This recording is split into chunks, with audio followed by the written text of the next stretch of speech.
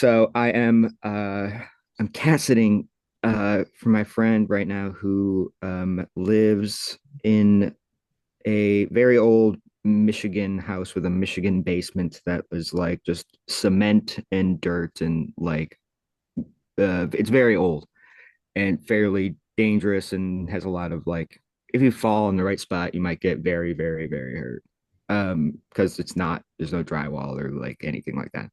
Mhm. And I'm cat sitting for her right now. And I've been in this house a lot, but I've never been in the house by myself.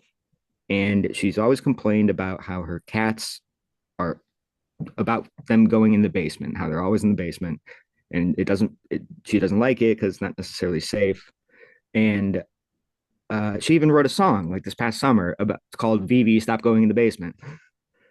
Um, and I'm cat sitting, and 2 days ago, I walked in the house, and the basement door is open. So I shut it and put a little thing of cat litter in front of it, um, and feed them and go home. The next day, I come home, the door's open, like 4 inches open, with the cat litter still pressed up against it. And I was like, "What the fuck?" So I took that away, and I put a case of uh last night I put a case of LaCroix in front of it to like I don't know how many cans of LaCroix, it's got to be like 16 or something. So pretty heavy. Put that in front of it, and it latches too. It doesn't just like sort of stay open. It latches. Mhm. And uh, I came back today, and the door's fucking open again, like 4 or 5 inches, and it was genuinely shocking to me. Like it was so I don't understand how that could have opened. So tonight I'm going to um do something to sort of make it wedge shut. So I'm going to put the LaCroix the other way around, the long way, and then put like a bike behind it or something. So it literally can't open. And then we'll see what happens because it is genuinely freaky. Yeah, that's nuts. I was just texting her about it and I was like, dude, your basement door like doesn't stay shut. And she's like, it is so strange. That's really um, bizarre. I'd like to yes. hear that song. I'm oh yeah, I can send it to you. Uh, It's really funny. It was part of like a project like where her and her like musician friends were doing a like a sort of NaNoWriMo type thing where they would like make one song a day for the month of June or whatever, and then cool. share it with each other. And it's a big commitment, like one song a day. Yeah. But the she did a couple really good ones. That one's really funny. She did one based on I had her read the in Strange Attractor Journal for Eric Davis, not the bad Eric Davis, the good Eric Davis. Wrote a essay about the peacock angel, and it's so funny. Right. And Yeah. she did a great song based on that called "That One God Who Doesn't Really Care." And then did not I did one with her where I'm reading the there's a poem in the Detroit Flying Saucer Club's publication Vimana #1 from 1954. There's a poem called The Planetoids, written by a woman called Zelda H. Meek. Mhm. It's like one of my favorite poems, definitely my favorite UFO poem. Mhm. And then she did like sort of a cool soundscape behind it. Um, but yeah, anyways. Yeah, I believe I listened to that. Yes, I did. Um, um, yeah, very cool. Yeah. Okay, well, good evening and welcome. Hello. Hi, I have here with me Bradley Pleasure, and we're going to talk about lights tonight, folks. It would have been funny if it was Friday. What's up? I said it would have been better. I was gonna say Friday Night Lights, but it's Sunday. Mm, yeah. Well, Sunday works just as well, I guess. Is football still on? So before we start, can you tell me about the art behind you? Oh, sure. Yeah. These pictures I bought at the first Thursday from a woman who makes UFO themed art. and I don't have her information right here with me. But have you heard of First Thursdays? I have not. It's like a art festival they do out here. I thought it was just kind of a thing that everyone did. Is this Oregon? Yeah, they have them in Seattle too, I believe. I, Pronouncing it Oregon makes it sound like a Pokemon. That's how Mulder pronounces it Yeah, you're right. in the pilot of the X-Files. Yep, And this one is one that I drew that's um, cool. back in 2007. And it's an illustration for like a fairy tale, but it's That's pretty what it cool. looks like. Yeah. So you, in three prior interviews, you talked about various different light experiences. I'm calling them light experiences. That might not be the best term. Anyway, you Actually, saw, before you go on, I kind yeah, of like that because yeah, um when all of this was happening, I kind of started to wonder whether the sort of light experiences should be not categorized as UFO experiences. mm, Because I was started wondering if there should be some type of distinction. yeah, You know what I mean? Because like I saw things that weren't just lights too, and they felt very different and didn't. I don't know if this should be categorized as the same thing. You know what I mean? yeah, I think there's a discussion to be had there. for sure. Yeah. But yeah, you described these kind of in brief on Tim Binnall's show, on High Strangeness, Steve Berg, and also on the AP Strange show. And we also, for the listeners, we had two previous interviews that were not recorded where you talked in great detail about these experiences. Um, but for I guess just to get started, let's go ahead and do like a brief overview once again of what happened. And I might stop you to ask questions along the way, just to go into a little bit more detail. But just to kind of give, a thumbnail version of the entire protracted story Okay. of all of these experiences. Okay. Um, I guess a good the in summary the in well briefly before that I definitely have a predisposition to the subject matter. Before all this started, I was into UFO stuff. I was into cryptozoology stuff.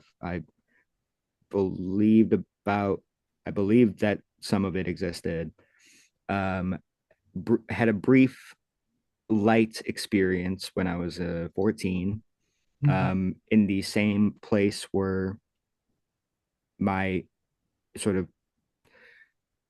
basically from 2017, summer 2017 to early 2020, I had a very long and exhausting series of uh, UFO experiences or light experiences Mhm. that's kind of consumed my life for those years. But prior to that, I had had one experience before when I was 14, the summer between eighth and ninth grade, where I saw a basketball sized ball of light, white ball of light, just sort of serpentining above the trees behind my house. And this is the same house where the later experiences started at, Mhm. which I don't find necessarily significant, but just for setting the scene. Um, Yeah.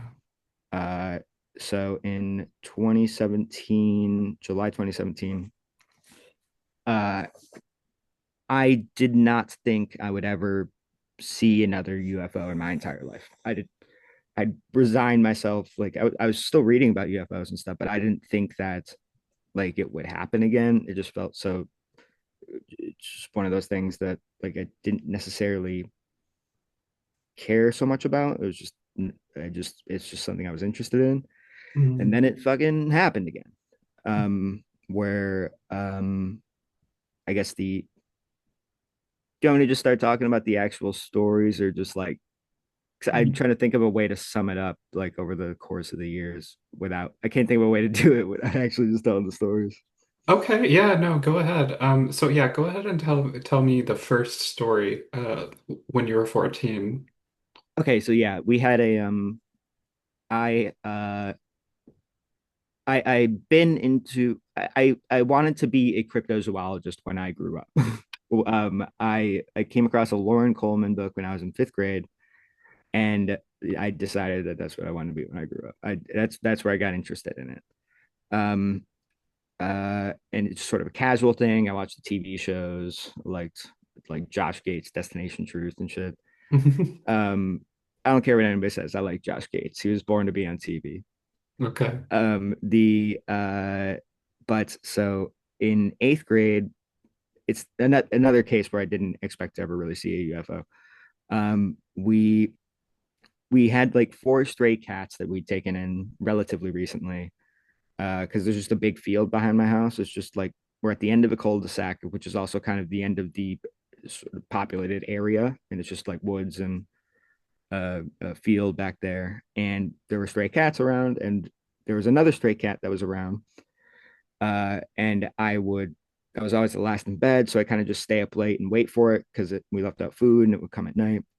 And while I'm Mhm. waiting for it, the I can't remember if I saw it or not, but I remember going outside. I must have seen it because I went outside.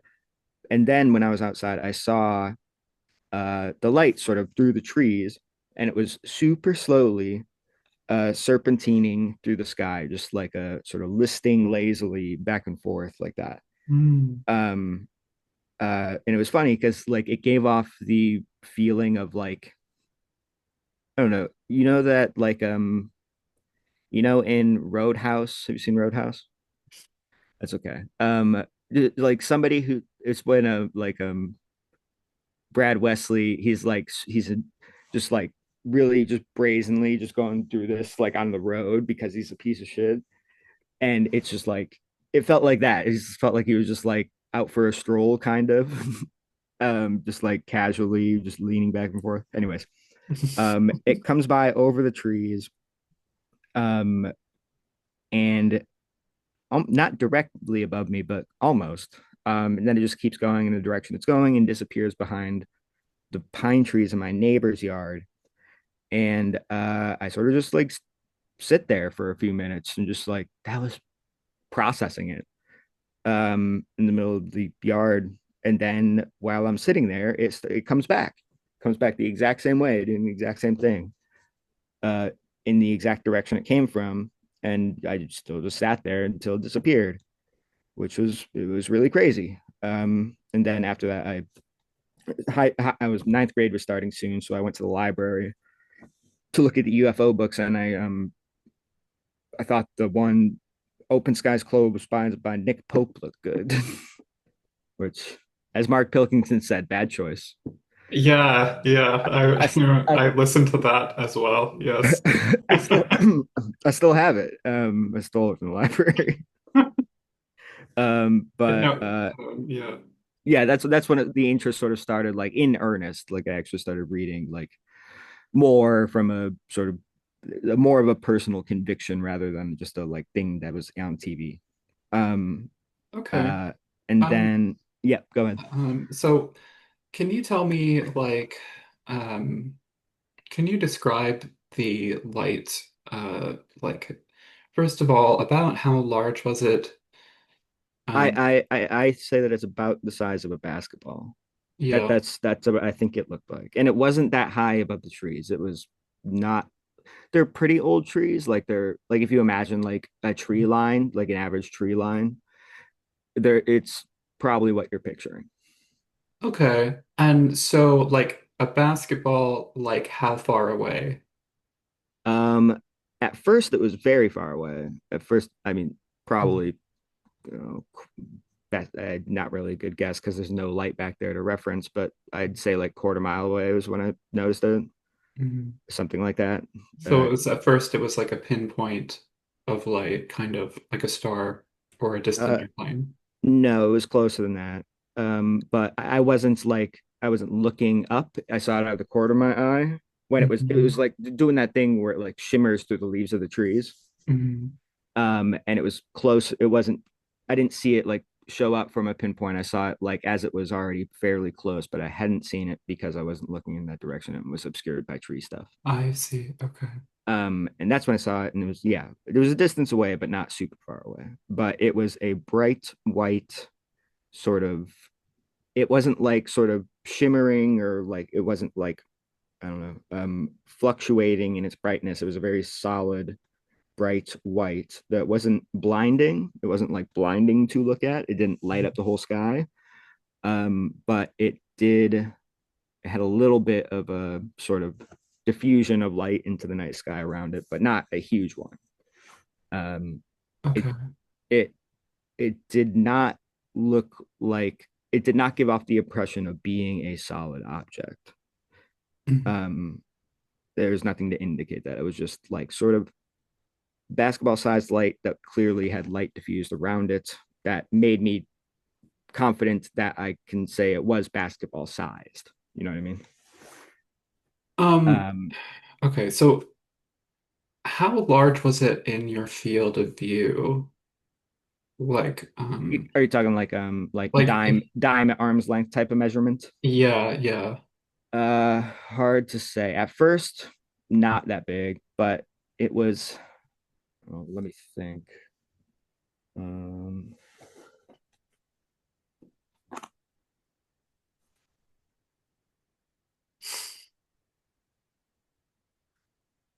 I think that makes sense. Actually, it might have been when it was at its closest. Mhm. Maybe I don't know. I'd have to go outside to test. Do you want to take a pause so I can do that? That's okay. Well, Okay. yeah, no, I mean, if you want to. All right. Give me like 2 minutes. Uh, I would guess I was just standing next to trees, held up a dime at the spot where it would have been closest, which is probably like 80 degrees up. Um, Mhm. dime at arm's length, definitely too big, probably about half that size Okay. at its closest to me, which was um, I'm measuring like I'm standing probably 50 feet away from a big tree, probably an 80-year-old tree, Mhm. and it's sort of up to that way. Yeah, little smaller than a dime, but not like teeny. Right. So, like, maybe half the size of the moon or something like that. Yeah. I think basketball is about right. Mhm. Um, And this was behind the tree? Did it come in front of the tree? it came in front of the tree. It came from yeah. So the way it works is like directly behind my house was a long tree line, but not like a deep tree line, probably like a 20-foot deep tree line. And then behind that is just all field. Mhm. Like we used to call it Africa. Um, and yeah, it came from like an angle and from one way, crossing the field at an angle, and then over the trees at an angle. And then when it passes the trees, and when it's closest to me, which is strange, um, that it just crossed right like that and didn't like stay at a distance. You know what I mean? Like the Mhm. fact that it got that close to me coming from that angle for God knows what reason. Mhm. Um, it was yeah, just funny it got that close. Like it couldn't have passed at a better spot apart from like over me. Yeah.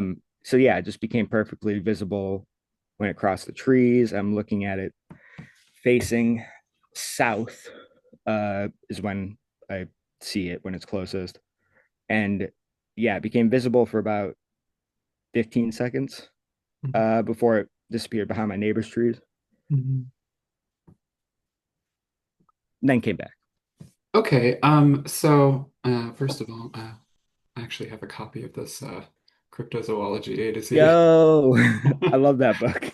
I was using it actually for a little bit. I was writing about a few different cryptids a while back. Cool. Yeah, I really like that book. I don't know what happened to my copy, but I gotta get a new one. Yeah, I have another Lauren Coleman book that I was using, um, where it talks about there's an entry in that other book about the Juan Kim turtle, which I thought was really It's interesting. one of the coolest. I love, yeah, definitely. I almost wore my cryptozoology museum hat, which I didn't go. I would like to go at some point, but I Lauren posted on Twitter like these hats that they made, and Mhm. they're so cool. They're like blue and they have like a baseball diamond on the front, and Mhm. it says like something about the field of screams right down whatever street.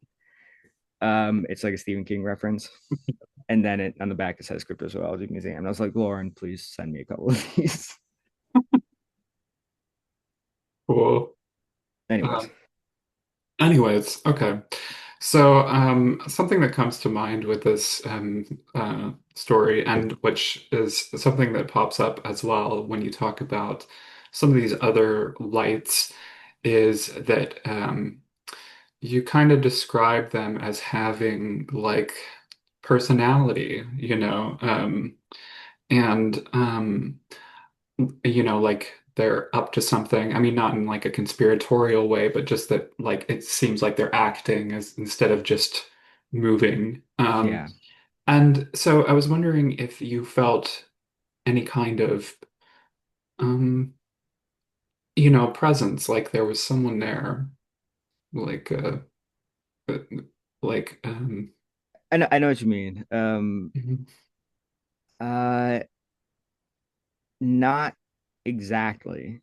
mhm, Um I they do. I don't know if it's just like the way that my brain works or like if other people don't see that type of thing. It's just like that's how this one and one other light specific a couple other lights specifically like appeared to have because they just behaved in a way that like I don't know that it doesn't really make sense in any other way. Like it doesn't feel it kind of is robotic in a way and in a way that like it feels pre-programmed like this is the thing that they do, mhm, but like it doesn't come off that way. It's kind of like um I'm reading a book right now called Strange Frequencies by, sorry to keep derailing the show, but uh Strange Frequencies Oh, okay. by Peter Bebergall, um blurb by Alan Moore, forward by Mark Pilkington. Oh, Pretty okay. good. Cool. The subtitle is The Extraordinary Story of the Technological Quest for the Supernatural. Mm-hmm. And in one section that I just read, it's about automata, Mm-hmm. about these sort of like little clockwork robots that do stuff. Oh, I love those. And Yeah. he hangs out with this one lady who is like she basically spent her entire life going to all the right schools to basically work with automata someday.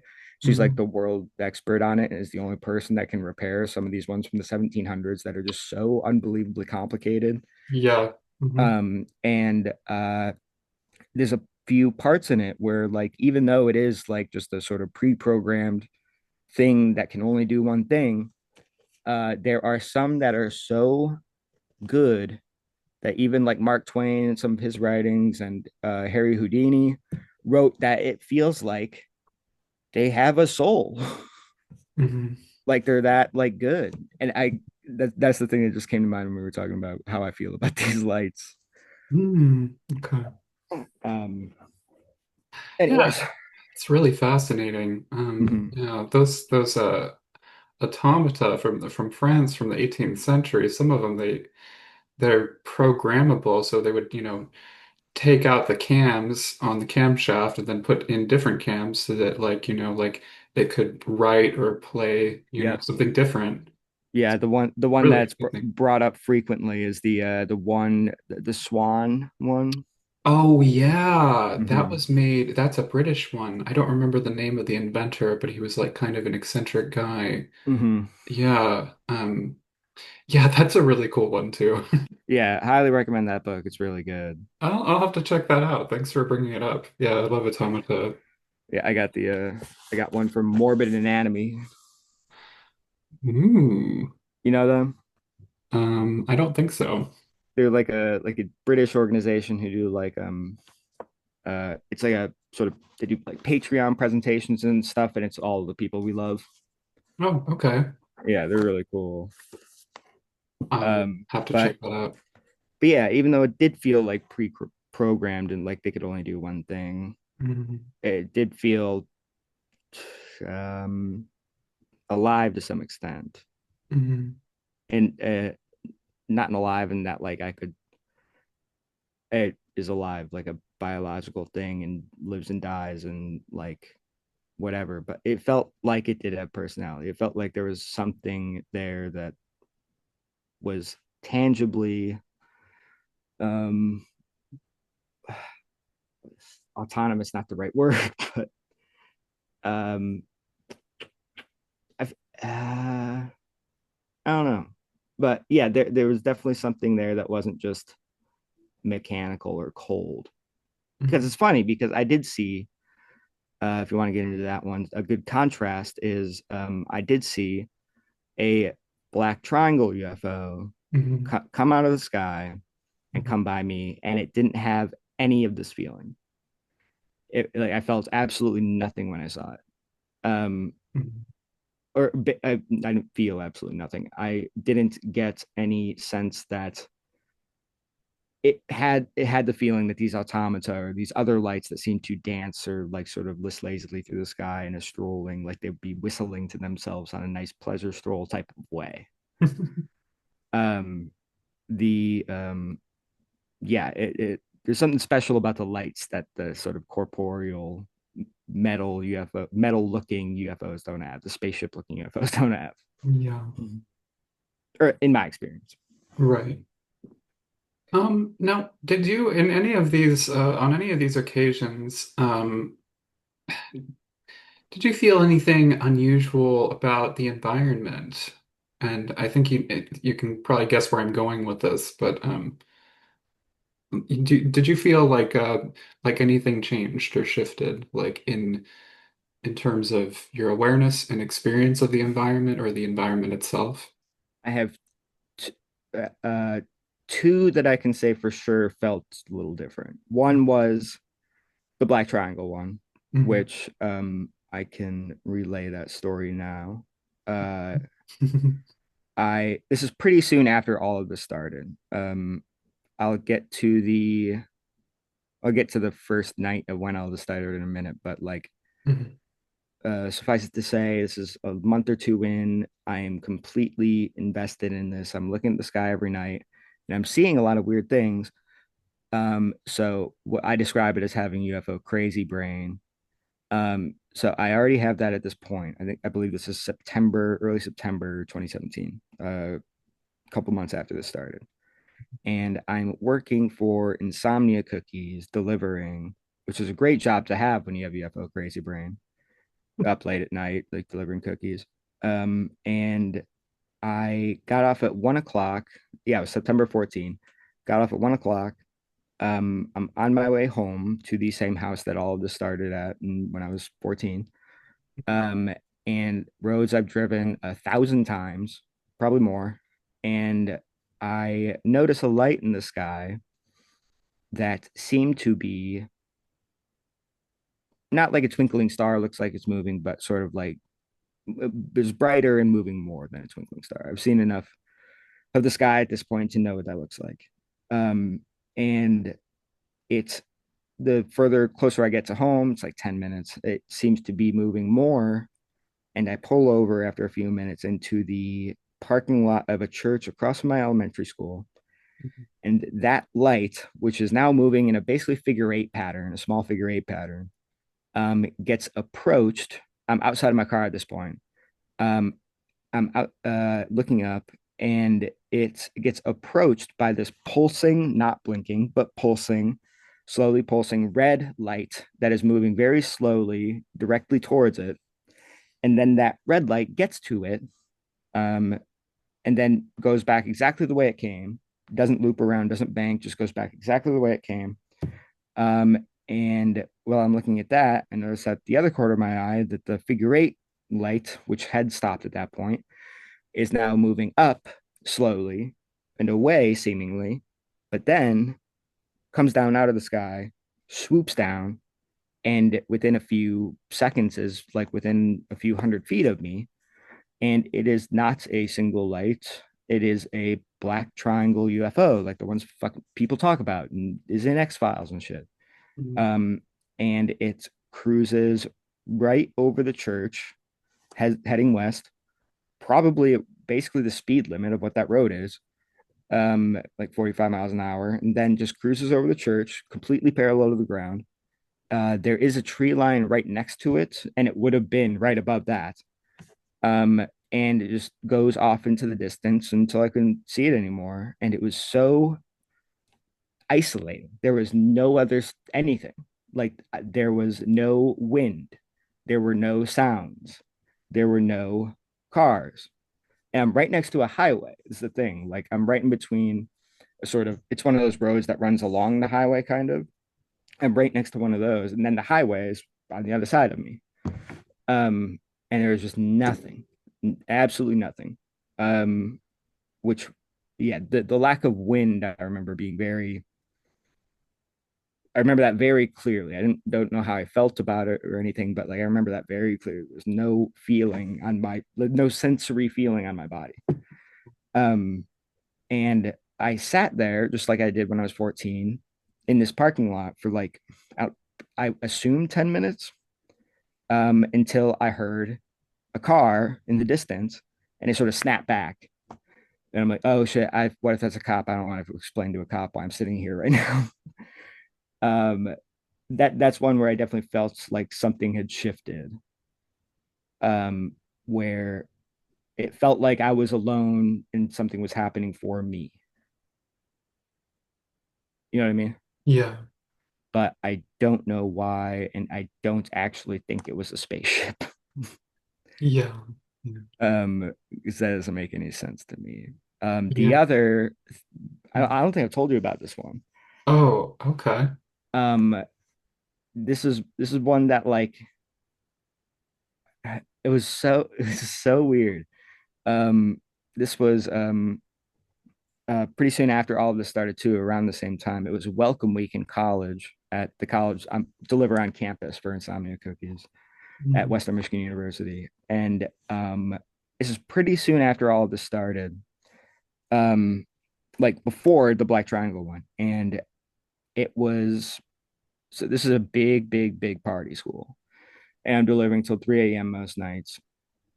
And it was the end of welcome week. So like there's some neighborhoods where you're delivering where like you are it's kind of like being stuck in like rush hour traffic in a highway in LA where you're like literally just crawling forward because there's just fucking people everywhere who are wasted. And yeah, there's some neighborhoods that are like that, and this was one of those.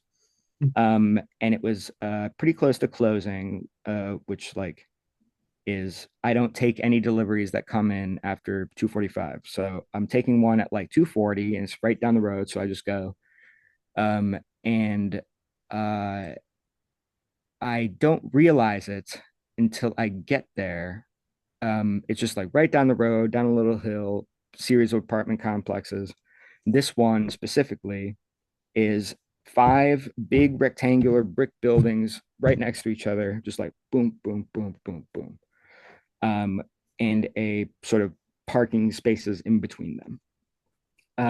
And I park, it's like one of the middle buildings, and I park and I start walking up to the stairwell that's like in the middle of the building.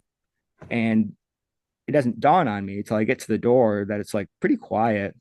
Um, then I knock on the door, get the people their cookies, and start walking back to my car. And then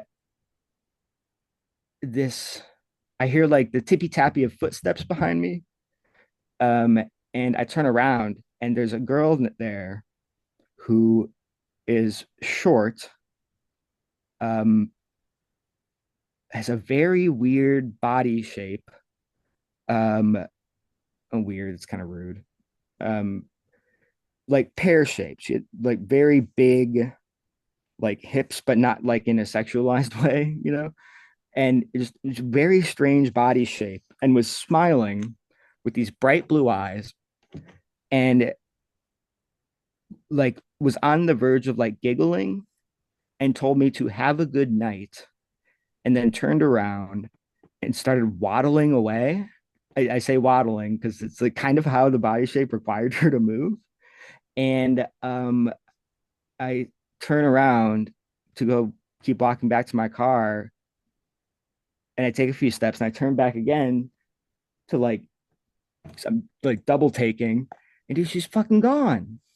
Like like she had a lot more steps to take before she could turn around that building or go in a stairwell, and she was just fucking gone. And I realized then that like there's nobody around when there should be a lot of people around. And I get back to the store completely unhindered by traffic, which shouldn't have been a thing. And I tell my coworker, who is a big like new atheist, and that's the only reason that like I sort of remember, like I had memory of this happening because he like laughed at me. I didn't even like it didn't register as being super super strange until thinking about it later. But like it was weird, dude. Like she even had this weird accent too. Mm. But yeah, that's the only other time that I felt like I'm assuming we're talking like sort of Oz effect type of stuff. I mean, yeah, I mean, I was thinking of the Oz factor, and I Yeah, figured that would call that to your mind, me saying that. But I mean, have you had other like sort of um, I guess ambient or environmental sensations or other kinds of experiences around these lights and or UFOs? I don't think so. Not like that. Okay. I have to like it's also kind of hard to yeah, definitely not like those ones.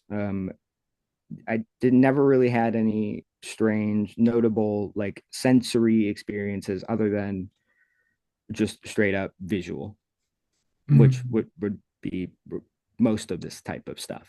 Yeah. Okay. Um, there was one that was very auditory. Okay. Um, we had one of those like mystery booms that people talk about. Oh, Um, okay. um, I think it was 2018. Um, and I couldn't sleep. I was in my normal relaxing outside pose, which is sitting in the driver's seat of my car with my door open and window down and my feet up on the window. Uh, and was smoking a cigarette. It was like 4 a.m. And all of a sudden, the loudest sound I've ever heard, just it scared me so bad. It was like one of those like cartoons where like it wasn't like a quick like startle jump. It was Mhm. it was like lasted like 3 seconds. Mm. It was so crazy. I dropped like cigarette in my crotch. I'm in shorts. Um, and it was so scary. Because it was so loud. Like it was the loudest thing I've ever heard. Mhm. And it just sort of like lingered, like it was just like, um, and I there was no it was clear sky and there was no light at all that emitted. Um, like it's not It like a wasn't like meteor. sheet lightning or something. No, yeah, it definitely wasn't lightning. It definitely wasn't like a meteor or anything. Or like there's no lights that came from this sound. It would have been definitely would have been visible, and nobody else saw anything either. Because that's the thing is after that, the neighborhood's like crawling with people, because and all the dogs started barking. It was so fucking scary for like 10 seconds. Mhm. And then it was just like, what the fuck was that? Like I started watching the news for like if like a meth lab exploded or like if like anything and never got anything. The one time I asked a cop um about if he heard this, there's a couple times that the last time I'll ever approach a cop, that's for sure. Really? Um, uh, but one time I asked about the next day, I was in a convenience store with a cop, and he's like, "Did you hear that boom last night?" And he's like, he looked at me like he's like getting thoughts in his head that he should probably find some excuse to arrest me. Yeah. But anyway, I think actually now that I think about it, Um, no, that's not a sensory thing either. When you brought up lightning, I started thinking about the lightning story. Mhm. Sorry, this is kind of all over the place. Oh no, that's okay. It's not very organized. That's totally my fault. No, it's not. It's just there's a hard way. It's a hard to like. I mean, the only way I'm going to be able to tell the story like in a way that's coherent and chronologically is clicky clacky way at writing it all out. Which, Yeah. yeah, I am in the process of doing. But yeah, it's hard to the way that I communicate Hmm. um in my brain works. It's hard to tell in a coherent way because there's a lot that's happened in between each of these stories back and forth. Yeah, and it sounds like it's not like it sounds like you had different number of different types of experiences, which is I would say really that, yeah. fascinating. So can you talk about this? Can you talk about this blue light? Because Yes. Yeah, I knew this was a fun one. okay. It's one of the only ones that actually had like I don't like just straight up like a good vibe to it. Like it Good. um so this yeah, I mean the way that I talk about all the things that I saw during those years is there's definitely like classes of lights. There's like types of lights. There's like categorized versions of lights. Mhm. And this was one that I only saw, I believe, three separate times, and it was for a brief amount of time each time, um, in two different locations. First one was at my parents' house, the same house from when I was 14 and stuff, where it showed up on it was kind of like it's sort of like it was like a sort of pink sky. It was like around sunset, but not quite sunset. And the Cool. clouds were like all pink. It was beautiful out. Mhm. And I'm looking since we're at the end of the cul-de-sac, the street goes for like a few hundred feet and then curves. So it's like a straight shot with houses on both sides and then a house like right at the end, and then they curves over that way. Mhm. So we don't have like a straight view of the sky that way because there's a house like at the end of it. But like there was a blue, like a sort of light blue ball of light that sort of like popped up from behind the house and then sort of like went in some direction, sort of like I describe it the way it moves as it like danced. Um, and I also wouldn't call it flying, I would call it floating. Mhm. Um, it popped up from behind the house and then sort of like this is gonna sound stupid, but it moved like Mew, the Pokemon. It sort of like just flew around and sort of bounced around and then like sort of dropped back down in sort of very whimsical, sort of carefree floating type of way. Um, Mhm. and then you'd see it and then it'd pop back up again and then it'd sort of like shoot over one way and then it'd go back down. Um, I remember seeing a newspaper account from like the 1800s that odd old news on Twitter posted Yeah, like of that. somebody describing basically exactly this. Um, Mhm. and yeah, I did it for a while until I stopped doing it. Um, and this is right at the time when I started. I recently found a 35 millimeter camera, Oh, and cool. I was taking photos of it, and it turns out taking photos is actually kind of hard. So I could have fucking used my phone, but I didn't, and I don't have photos of it. But actually I do because I saw it another time. Um, it's one of the few videos I have that I think is actually interesting. It doesn't prove anything, but it definitely shows a blue light doing something weird. Um, So yeah, that video, mhm, that's the one you sent me, right? Or it's mhm, one of the ones you sent me, I mean. mhm, yep. Okay, Um, you didn't record that on a phone? no, I did record that one on the phone. Oh, okay. The first time I didn't, but that was like it wasn't nighttime; it was like daytime. It would have been so perfect. Yeah, yeah. At um, that time of day too, it's beautiful. It's like the perfect time for shooting. and the vibe of Not it too. that- The colors were perfect. Like it was like a complimentary, like light cotton candy blue. Yeah. It was amazing. I mean, yeah, like the colors are never going to be the same as in real life, and Yeah, definitely. I talk like I know what I'm talking about, and I want No, you're everyone to right. be You're clear. right though. Yeah. The I was just listening to a video of I saw a clip of Mia Khalifa on the Adam Friedland show talking about the Smithsonian and its covering up colors, which I love. I, anyway, it's another discussion, but so I saw it another time at a different house, the house that I lived at for a while with my brother, Mhm. uh, which is more urban-y. It's just outside downtown Kalamazoo, where it's just like a normal sort of not metro area, but sort of urban area type of neighborhood. Just houses every few feet, no real backyard, just driveways and stuff. Mhm. And Same neighborhood as where I'm cat sitting. Okay. Old houses and but like small houses, Mhm. kind of. Anyways, the next time I saw it was when I lived there. So 2019, 2018. I can't remember. I have the date on it somewhere, but um I see it from my sort of gravel driveway behind the house, shared driveway, doing the exact same thing. It's sort of bouncing up from behind a house and then sort of like coasting along the like top of a house and then sort of popping up and then dropping down and then popping up somewhere else and just sort of doing this little thing. And it's this time on the video, you can clearly see the color goes from like a deep blue to like a lighter blue to like a little bit reddish and white. And it sort of like fluctuates, which is very weird. But you could see very, very clearly in the video and in person.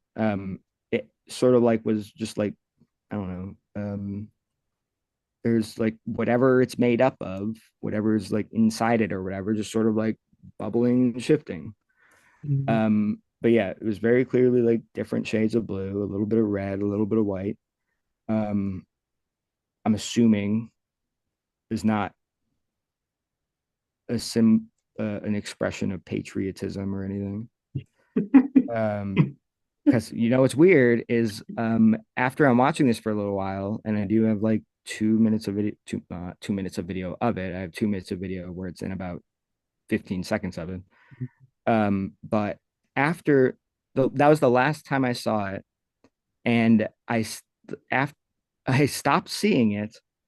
After I stopped seeing it, a plane comes over the house, like right over the houses, and just like trolling over the neighborhood, and I stopped seeing it. Um, I have a video of that too. I don't know if it's like there was no reason for a plane to be that low over the neighborhood. The Mhm. airport's pretty far away.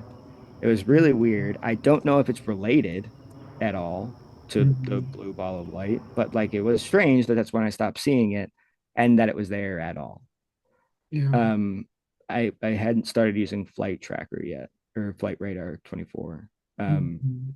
But there were like that's another thing during this time. There was a lot of weird low flying aircraft at weird places at weird times. There was one time a helicopter came over me at night and shined a light directly out, like on me, like Wow. while I was like looking at something weird in the sky. It was strange. Again, don't know if it's related, but like it freaked me out. Yeah, that makes sense.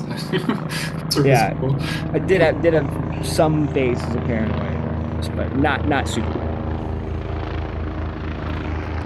Um, okay, so Oh wait, yeah. Let me finish the oh, I'm blue light sorry. thing. I'm I sorry. Go I ahead. don't I don't think I clarified enough that like this is another light that clearly had a personality, in my Yeah. opinion. Hmm. And if I had to compare it to anything, it would be like the Pokemon Mew. That's so fascinating. Yeah. Is it, It's what it was. It was so cute. It was cute.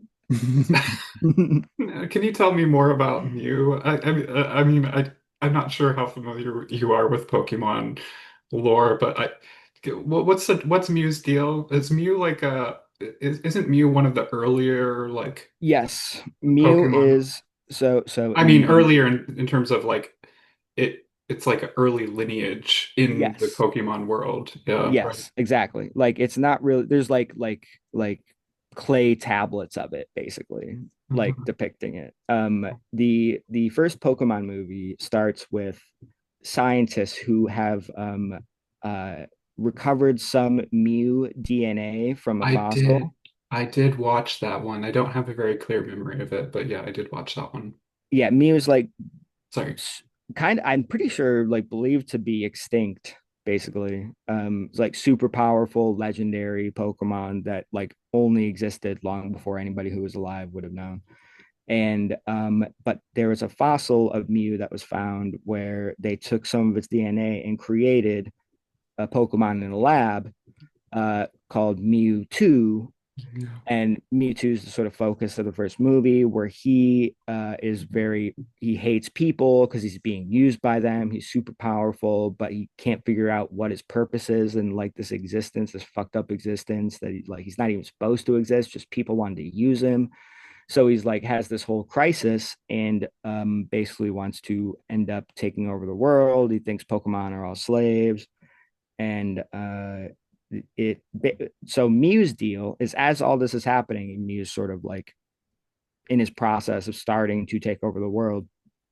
Mewtwo, or the first Mew, there's a shot of a river in the middle of nowhere where Mew is taking a little cat nap at the bottom of a river in a bubble, and the bubble just starts rising to the surface, and you can see that it's fascinating. You can see that Mew is not the one doing it. Mew is woken up and on the bubble's way to the surface, it's just like what's happening type of thing. And as soon as it gets to the surface, it just starts flying around this little like whimsical way and just sort of goes somewhere. And Mew is I have my own whole reading of this where Mew is like a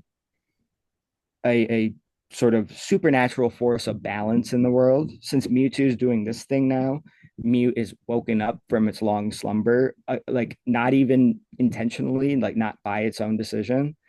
Like it's just this force that is, yeah, it's like the sort of counterbalance, supernormal, supernatural force in the world. Where since something is off kilter, Mew is woken up by the forces of the universe and just sort of does its own little thing, just completely aloofly, and just ends up in the right place and does the thing that it needs to do and then goes away again.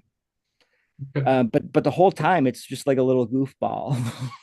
It's like it just goes like meow and is like playing on windmills and shit. But yeah, that's how the blue light felt. That's really fascinating. Okay. Yeah. Um, it just sort of like it was like dancing and playing. That's the word, playing. Mhm. That's the word I would use. Okay, so this blue light is really fascinating to me. Um, do you have any form of like synesthesia? I sometimes like I like I feel like there's one year where like I wanted for my birthday to tell people that I have synesthesia, just like because I thought it'd be funny. And just like, no, I do not. Yeah. But it's one of those things that's kind of like migraines where like it almost feels fake. You know what I mean? Just Yeah. like if for somebody who's like never had a really bad migraine or like doesn't have synesthesia, it's just like you're lying. It's a major I, problem in the medical profession. I don't actually feel that way, but it feels like Yeah. one of those things. Yeah, for sure. No, why do you ask? I don't know, it just popped into my head. Yeah, I wish I did. I'd be good at piano then. Yeah. I mean, you might have some synesthesia and just not realize it. I think that, You think so? yeah, I think it's probably a little bit more common than people realize, Huh. but that's Yeah, just that's a my good point. opinion. I never realized that it could be a nuanced thing that's like complicated. Yeah, I mean, it's kind of like a spectrum or Right, that's probably the word. Yeah. various different spectra, like Yeah, everything. that's definitely the word. Yeah. Anyway. Interesting. I'll have to look that up. Okay, so what else would you like to talk about? Which other sightings would you like to focus on? I think two notable ones that uh Another one that like invoked a feeling, like a good vibes feeling, um, is this is another reason why I bring up the thing about how maybe like light experiences should be differentiated from UFO experiences because Mhm. one thing that happened around the time all this started in 2017, but not after that at all, happened probably a little over a dozen times, and was so cool and like felt so nice and it was so pretty. Was there on some nights when the sky was clear, the entire night sky would just light up with little sparkles. Like it was like there were just little pops of light all over the sky at all times that were like just like little, the whole sky would just sort of glitter or sparkle. Um, and it was so like my friend Miranda would used to come over to my house and we would like sit in the driveway and like hold hands and watch it. It was that pretty. It Mhm. was like such a spectacular thing that like was just fucking normal for a few months. That I haven't found any like, and then it like stopped like at the end of 2017. Um, Oh, it and stopped at the end of 2017, like in December. I don't know if it was December, but it was around then. Like it happened a number of times over the course of a few months. Okay. Where it was like really, really visible. And, like with the naked eye in most places, like even with light pollution. Um, this was at a time where um, I was not being a good uh, investigator, I guess. It was I was also very just content watching them with Miranda and being like happy that I have that sort of confirmation that this actually happened. I didn't really care about anybody else. Yeah. Um, it Yeah. would have been nice to get confirmation from other people at the time, but like, I just didn't care. Mm. Um, and it was I cannot emphasize how pretty it was. Like, I have one video of it Yeah. that I'm it doesn't show up good on a lot of different like devices, like with the screen, whatever it's made of, or like whatever it doesn't translate well to a lot of devices, but some of them it does. Mhm. And if it is viewed with the screen at full brightness in a dark room, it is just like a light show of just flashing fucking and like jiggling and like seemingly like vibrating little lights. Mhm. Um, and I'm very happy I have that video. It makes me really happy. Yeah. But it's just what it looked like. Like people will suspect that like you sure this isn't just like the phone doing the thing where like it's like nighttime and it's just like like noise or whatever. It's like, dude, no, it's not. Yeah. Also, It's show not. me another version where it looks like that. Show me another video where it actually looks like that. Like Yeah. it is so cool and weird. Mhm. Which I haven't been able to find a type of like atmospheric light phenomena that like can account for it. Mhm. I'm not a scientist and don't exactly know what to look for. But I'm yet to find another example of this, like kind of anywhere. But again, haven't looked very hard. Um, but it was definitely spectacular and had um, a good vibe sort of thing going on. Like it, again, it wasn't just like a single light thing. It was hundreds and hundreds of little lights that just sort of popped in and out in the sky. Um, Yeah. so yeah, I think light experience is definitely a good way to describe this type of stuff. And the other one I wanted to talk about. Mhm. Did you have any questions about that first? No, I just wanted to comment that you had shared me that video, and that I followed your instructions, and I have no idea what it was you recorded. It definitely does not look like an artifact of any kind, but Right. I mean, I don't know much about that stuff, so not It an was expert it on was video. very strange. But yeah, I that was from my driveway. I just set my phone on the ground. Mhm. Um, yeah, Yeah. very weird. Um, So there is kind of I feel like there's it feels like there's a lot of emotion in that in a lot of these experiences, but particularly this one. This one, it was just so pretty. Like it was like looking at Mhm. like it was like looking over the Grand Canyon or something. Yeah. Like it was just a remarkable yeah, I guess that's a good way to put about it. It's like looking at like just one of the wonders of the world or something. It was so cool, and I feel so privileged to have seen it. It's just Mm. like I really, really, really hope I get to see it again before I die. You know, Yeah, I would really love to see that too. I'm almost like tearing up just talking about it. Yeah. Um, but the other one, that's another light, purely light thing. Um, Started during uh one of these nights when Miranda and I are looking at the sky at the little pretty light show.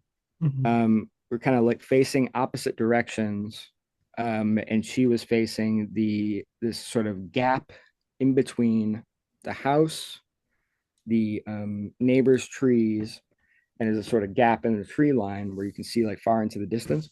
And Mhm. she pointed out that there was like a lightning, like sort of flashes of lightning, Mhm. and that they were not they were changing color.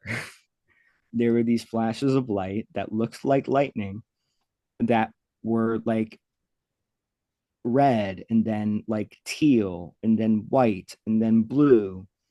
Um, and like we after she pointed it out, I turned around and I was seeing this too. And it was not lightning in the sense that it's I mean there's no clouds in the sky. Like there's no storm incoming. They all seem to be coming. They're only lightning in the sense that they are flashes of light that light up the sky. But they're coming from a single spot. They're coming from this area that is to the southwest of us and isn't moving. Mhm. Um, and does seem to be coming from somewhere relatively near the ground.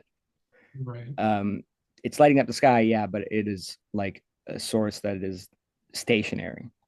Yeah. Um, and we start walking around the neighborhood, like just looking at it, and yeah, it was changing colors. It was changing like just different flashes, different Mhm. color flashes, and then stopped weirdly right around the time the lights in the sky stopped. The little glitters in the sky stopped. Mhm. Um, and it, she just went home and went to bed. So normal it was becoming. And um, the next day, Mhm. I um, I'm not with Miranda, but I'm outside and Mhm. I'm looking at the lights in the sky, and the lightning is back and it's in the same spot around the same time. This is like 10 o'clock, 11 o'clock. And this time it is all red. Right. It is only red lightning flashes. And I assumed it would go away around the same time, like around like 11, 12 o'clock. And it didn't. It just kept fucking flashing red. And it was a couple hours passed, and I realized that I should gotta go fucking find it. I gotta find out where it's coming from. So Mhm. I get in my car and like completely not prepared to do this, but like uh I still haven't bought a phone charger for my car. I didn't have a phone charger for my car this entire time, basically. So I like the black triangle, didn't get photos of because my phone was dead. It just one of those little things that like I'm so broke I don't really care about like solving. Um and the so I set out my Subaru and I start going towards where it's coming from, which for a while is just following on I-94 west. And then the thing is that the closer you get to it, the more sort of complicated it gets to actually head in that direction based on the limitations of roads. Yeah. Um, and I'm sort of in the middle of nowhere in Dowagiac, Decatur area in Michigan, like Southwest Michigan, pretty close to Indiana. Mhm. And it's a place where it's a very rural place where there's only like it's just a grid of roads where there's only like one turn you can make every mile. Um, Mhm. and I was not the only person out there. There were other people doing what I was doing, sitting at stop signs, waiting for the next lightning flash so they knew which way to go. Mhm. Because it is really easy to get sort of disoriented and turn around when like the flashes are not they're not regular. They're not like happening every 10 seconds or anything. It's pretty like sometimes it'll be a few seconds, sometimes it'll be a few minutes, sometimes it'll be like 20 minutes. Mhm. So it's like hard to like it's really easy to get turned around and know which way to go at all. And there were people out there doing exactly what I was doing and just waiting. Um, and I talked to a couple of them at a stop sign where like it was a really interesting sort of geographical thing where like we were at a I pulled up next to them. They're sitting at a stop sign next to a big cornfield, and then the other next across the street from that is like a big forest area, and then across the street from that's like really boggy and like watery, and then across the street from that and like the other sort of quarter is like other woods. So the woods are like across from each other. Then there's like field that like people grow crops in, and then like a bog. Mhm. It was really funny, and it sort of like curved down. It was just a really interesting spot. Um, not for any of our purposes, but just like it's something that you wouldn't really notice unless you stopped at a like in the middle of the night to talk to other people there. Mhm. um, Mhm. and yeah, it was two guys who was like a little bit older than me who they were also just like it's fucking crazy, isn't it? Mhm. And it was like yeah, and we just talked for a minute, and then we decided to go different directions to try to get to it. And we're so excited. We didn't even think about getting each other's names or numbers or anything to like follow up. Like we made this plan to like go different directions and find it. We didn't even make like the preparations to like follow up with each other about what we found. Yeah. But like I think I was pretty close. This all ended with me um on a road where it's sort of big trees on both sides, where it's kind of like that scene in Fellowship of the Ring, where they're on the road and have to hide, like right at the beginning, they have to hide from the Nazgul under the Mhm. little like roots of the tree, Mhm. where the road like sort of like widens or fish eyes or whatever, and it's just trees on both sides. It's kind of like that. Mhm. And a fog had rolled in, and it's like 5 a.m. at this point, Mhm. and um, the next red flash that I was waiting for, um, the fog made it look like it was coming from all around me. So I couldn't tell which way to go anymore. So I had to get out of the fog to reorient myself. And by that time, the sun was coming up and it had stopped. Um, so defeated, head home. Well, first I didn't really know where I was. And then realized I had no gas and my phone was dead. And I was so lucky to come across a gas station because I was deadly close to running out of gas somewhere that I didn't know where I was. But Mhm. the person at the gas station was fucking watching it the whole night too. Mhm. Um, also didn't think to get their name or anything. But yeah, got gas and got home, got the maps out of the basement and marked where I thought I was, and like was very, very dedicated that like next time it shows up, I'm gonna fucking find it. I'm gonna be prepared this time. And it never showed up again.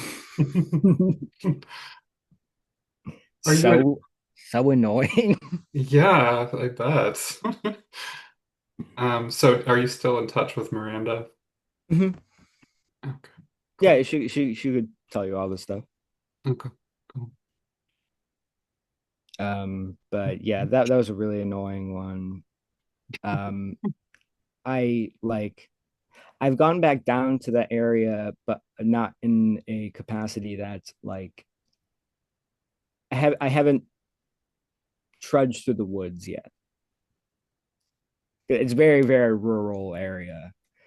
And I marked a place in my phone notes or my phone maps where like I think I was pretty close to. Um, it would just take a lot of wandering in the woods to like maybe I just haven't made that dedication yet. Sounds fun. And I'm also probably too late anyway. Like there's a great like John Tenney has a great story about um going to the like he was investigating a case of these people in the UP who went Mhm. camping and That's the Upper Peninsula, uh, Michigan, just the for Upper Peninsula of Michigan, yes. Mhm. And there was these people who went camping, just normal, just boys out in the woods camping type of thing, and they all became convinced that they were abducted by aliens. They all started having terrible nightmares. There's this weird like lights. They all started getting nosebleeds that night. Like their whole way back home is just like nobody's talking. And then Tenny gets involved and they go investigate and they go back to where it happened. Um, and they find this is also like in there's a sort of flap of sightings of UFOs and Bigfoots and whatnot. Um, and in the middle of the fucking woods near where they were, they find a concrete block and building surrounded by a fence that says property of the US government. Mhm. Uh, and it's really fucking strange. There's no real explanation to why it's there or anything, but it's surrounded by a razor wire fence. And they go back home basically. And then Tenny goes up a few months later to take more photos, and the building's gone. Uh, it just one of those things that like who fucking knows how many of these there are and what they're doing. Um, yeah, I don't. I'm not saying that all these flashes of light were that, but like, I could be. Who fucking knows? Mhm. I blew my chance. This was years ago to Yeah, find out, but yeah. that's really interesting. I'll have to listen to that. Definitely check out anybody listening if they haven't listened to John Tenney's Realm of the Weird series, where he discusses basically his after 20 years his sort of quote unquote best cases he's been involved in. Mhm. There's only like a dozen of them. They're all 7 to 12, 15-minute episodes. Very easy to listen to, and they're all absolutely fascinating. Cool.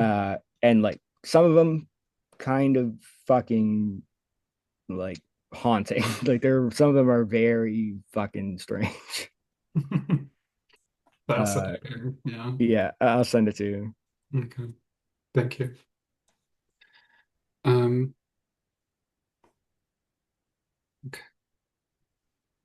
So do you have another one you wanted to talk about? I think one more. Yeah. Okay. Okay. I talked about this in the other shows briefly, but the uh I saw three, maybe four of these, and they're in the category that like I came to calling them ghost ships. Um, because they kind of fucking look like ghosts. They like were made up like if you picture a ghost in like fucking Scooby-Doo or anything, like it kind of looked like that. It was like this translucent, sort of foggy stuff.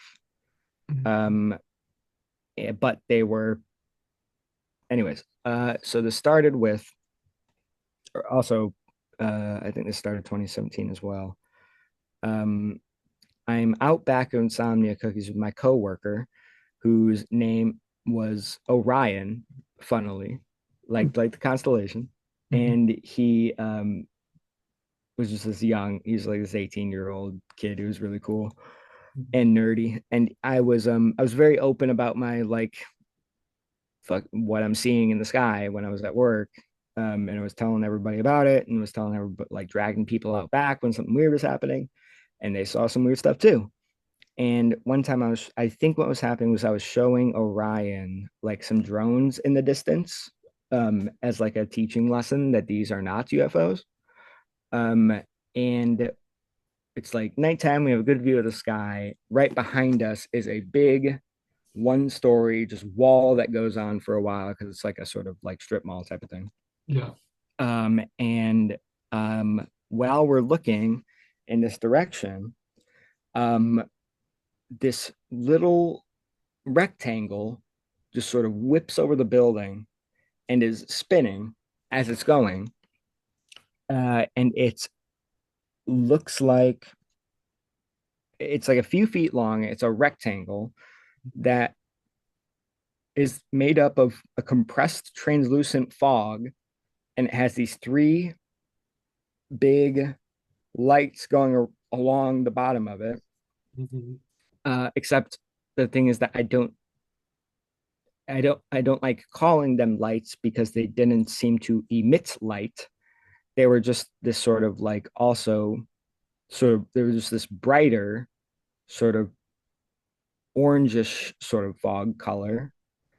Um, that I have a drawing of this that I can send to you. Oh, that would be Um, great. I would because love that. yeah, that the all of these were pretty hard to draw, but this one is the easiest to draw. Just like compressed fog rectangle with these orange lights going along, and these three of them that cover up the entire bottom of the thing, Mhm. and it whips over us, is spinning, and then right in front of us, not right in front of us, but like in front of us while we're looking at it, it sort of stops and then fades away. Like if you hit like a fucking portal in a video game or something. Like Mhm. it just sort of suddenly stopped and then faded away. Mhm. Um, and it the whole thing lasted. It was moving pretty fast. It was moving at a good clip, and it probably lasted 1.5, 2 seconds. And I don't know which one of us was talking at the time, but whoever it was stopped, and I was like, "Please tell me you saw that," and he did. And I checked back with him later too to like make sure like he still remembered this and that he saw this, and he described the exact thing that I just described. Um, that was the first case of this. Um, I then I think it was like a year later. I have the exact dates for this somewhere, which I will send you to for your records. But Oh, thank you. That would be great. um, yeah, I think it was like a year later. I'm in the exact same spot, just facing the other direction. I'm right behind Insomnia Cookies Mhm. with my door open, feet up on the like window down, feet up, and I'm looking through my giant Subaru moonroof, just smoking a cigarette because it was really nice out. Work was slow, Yeah. and I'm looking at the sky every night anyway. And in my field of vision, there Subaru moonroofs are very big for those who don't know. And I have my feet up, I'm laid back, and in the sort of front of my vision is the moon, which is pretty big and bright. And I'm looking at that, and I realize that part of the sky nearby it, um, what the thing that I wrote in my notes is that part of the sky started twisting. That's the only way I can describe it. Is that like part of the sky started to sort of go like this, in sort of like a not really a spiral way, but it sort of started twisting. And then um, I realized out of the corner of my eye that there's another fucking ghost ship here, and this one's more like a. It's not just like a 2D rectangle sort of thing. It looks like it has an array of little orange lights like the last one had, but smaller and arranged in a different way and in a 3D type of way where it kind of looks like a paper airplane or something more aerodynamic. Mhm. And it is sort of, I see it at the corner of my eye, almost like if I'd like blinked or looked the other way or something, I never would have seen it. But it was just one of those things that just sort of like I catch it and then like I'm sort of catching up to it and I pop out the top of my moon roof and I'm looking at it and it's sort of zigzagging through the sky to the north, and then I'm just like darting around kind of, and then but heading generally north, and then it sort of stops existing as well after like 7, 8, 9 seconds. Um, really, really, really strange. Um, and then just a few nights after that, I'm getting home from work. It's late. I don't know if this is a 1 o'clock night or a 3 o'clock night, but I have it down somewhere. And I get out of my car in the same little dirt driveway that I saw the blue light in. And I'm walking inside to go to bed. And I look up, and there is what looks like a very large and wide. It's another fucking ghost ship, but it has like 100 little lights on it, like little lights, and they're still the same orangey pale color, and it's still the same gray compressed fog, but this one was like really wide and almost seemed to be like drooping, like its like features were almost like drooping, like it was. And this one was moving incredibly, incredibly slow, unlike the other ones, unlike the rectangle who just whipped through the sky, unlike the paper airplane who was sort of darting around and was small and aerodynamic. This one was seemed to be like older and wiser and was higher up than the other ones, Like sort of like higher up in the sky. higher up in the sky, yes. And it was moving a lot slower and seemed to be like older and wiser, like looking down at the rest of them, sort of like supervising. And yeah, it was like a long sort of not quite boomerang. The angle was larger than that angle in a boomerang, but it was like kind of that shape, but was like long and droopy. And then it was just moving like just a few miles an hour and disappeared behind a tree next to my house. Hmm. And it's another case of the ones that seem to have personalities. Right. Um, yeah, I may have seen one more, but I don't think it was the same thing. Um, that was because it didn't have any of the lights. Um, it was just a sort of foggy apparition where Mhm. I was hanging out with my friend Haley. We had just seen this amazing animated movie, indie movie called Ruben Brandt Collector, Hmm. which, if anybody wants a really cool animated movie that's like about a like psychiatrist who gets MK Ultra into stealing paintings, Oh, whoa. That it's sounds awesome. it's so sick. I Yeah, will definitely watch that. highly recommend. And she was very open to me being, we didn't know each other super well, but she was very open to me talking about all this crazy stuff that she didn't quite understand but was interested in. Yeah. Um, and we were after the movie, we were laying on the side of a hill because I was uh of the mind that like it's one of those things where like I've been looking at the sky so long I can kind of figure out, I feel like I got these sort of patterns of things that are happening down. Like I know like what's I generally have an idea of what's going to happen in what direction at what time. Um it sounds like I have it more figured out than I did, but like there were patterns. There were definitely patterns of activity. Okay. And I was convinced that like if we looked in this direction at this time, then we would probably see something. Mhm. And we were there for like an hour and didn't really see anything. We were about to call it in. I was about to be really fucking embarrassed. Um, but right as we were about to leave, I swear to God, this is true. There was a sort of like there was sort of like a misty clouds to the right of us, which would have been to the west. Mhm. And that was the only place that there was kind of cloud cover. And I swear to God, a shape that looked kind of like what's the name of the ship that like Darth Vader has? Oh, It's like a star destroyer. There's the Death Star, but that's not what you're talking about, probably. Yeah, it's You like mean at the like the beginning of big, at the yeah the beginning of Spaceballs, like that shit, yeah, or yeah, Star Wars. right. I know Uh, exactly what you're talking. The a big, sh like, yeah, yeah. a shape kind of like that, Mhm. but like again of this sort of compressed fog, sort of dropped out of this cloud, but was still like of cloud stuff. It looked like it was still that like foggy thing, Mhm. and it wobbled like it was on a fucking string and shot off. I swear to God, we actually saw that. And Wow. it was so fucking weird and like it just sounds so fake and stupid. Like that's literally it looked like it was wobbling, like it was like on a string, like somebody was hoaxing a UFO photo. That's interesting. It was so weird.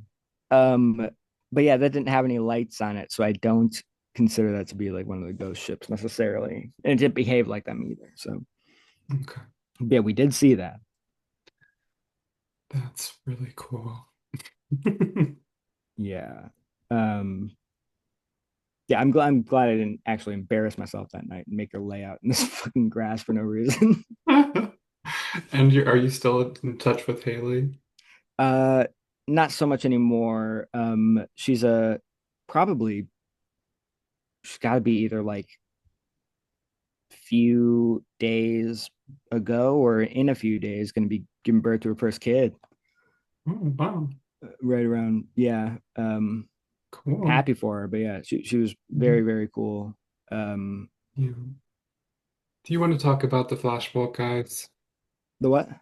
Flashbulb guys, the bulb guys, the ones that I said looked like they could be fireflies. Oh, right. Yeah, that was the one other big one that yeah. The I still don't have a good name for it. Yeah. Um I I never nailed down whether I call it like the blinky light or the pulsing friend or like whatever, Oh, but right. The pulse guy.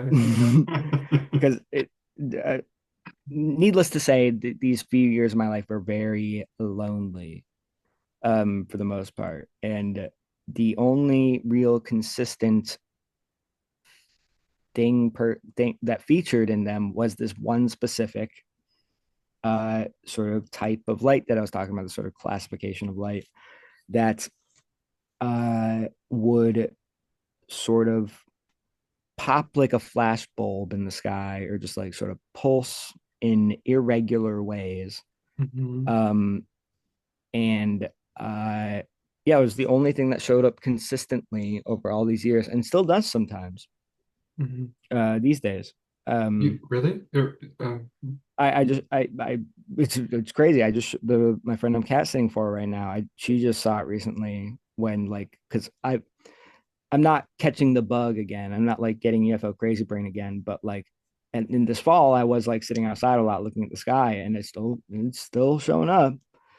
Oh, Um and it's one of the ones whose pattern can be fairly easily predicted for a time. Where this is gonna sound crazy, but like I like for about 3 weeks at a time, it would generally show up in generally the same place to do generally the same thing, but every night would be like a little bit different. Some nights it's another light that had a personality. It would sort of like be cagey some nights. It would sort of like be really bold some nights and sort of like just like like flare up like magnesium and like light up a lot of the sky. And then some nights it wouldn't do that. And then some nights it would just sort of blink like it was like Morse code. And then some nights it would, you know what I mean? And it's, uh, you know what I mean? I I don't know what you mean, I know, but I know. um, you're saying that it had a lot of different things that it would do, but it also had yes, patterns to what it would do. yes. And it would, like there was one stretch of time where like I'd be coming home from work at insomnia like every night at like 3, and I could rely on its being like if I looked up into my left, like over my house, I could rely on it being there around 2:45 a.m. But only for a small amount of time. And then after that, it would sort of like start some new pattern where it would start showing up at sunrise or something, or sunset or something. Um, it's another thing that like it's been one of those things that is taking a long time to explain in my like clicky clacky personal account of this about to explain it all in a way that like makes sense and like isn't crazy um in a coherent way. But like this thing I considered to be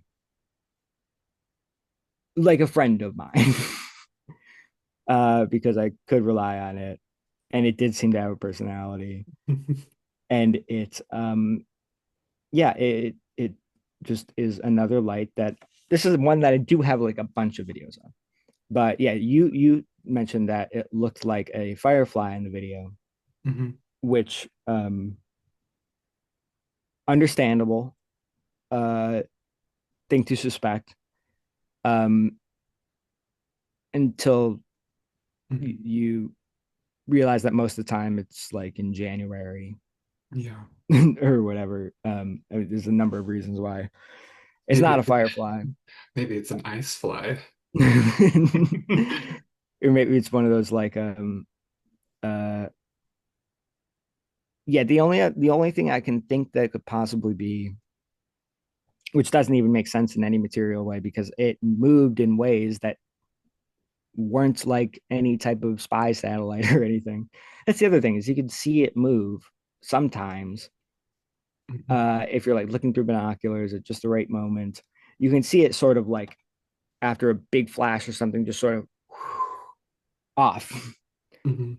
Um, yeah, Mhm. the for the this one I did find the videos of. I have a number of videos of this that I will send you as soon as we hang up.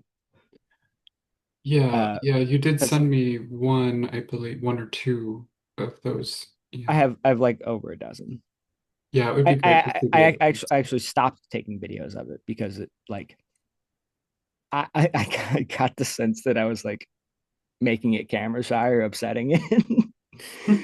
So I was just like, because it was one of those things where like as soon as you start to like focus in on it or like start to like get the impulse to pull your phone out of your pocket or whatever, it would just Mhm. disappear, Mm, which is just right. another really annoying thing that like Classic.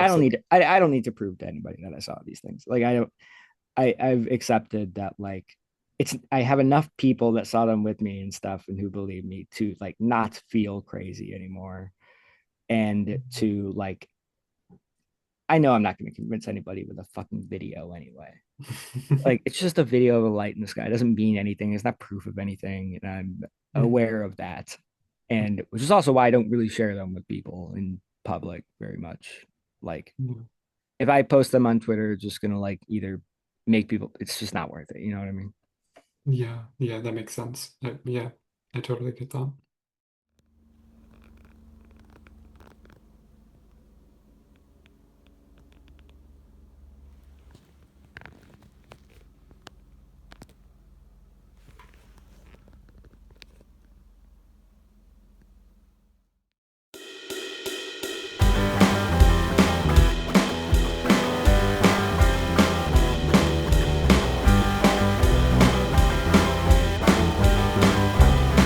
I don't want you in the basement. I don't want you in the basement. I don't want you in the basement, baby.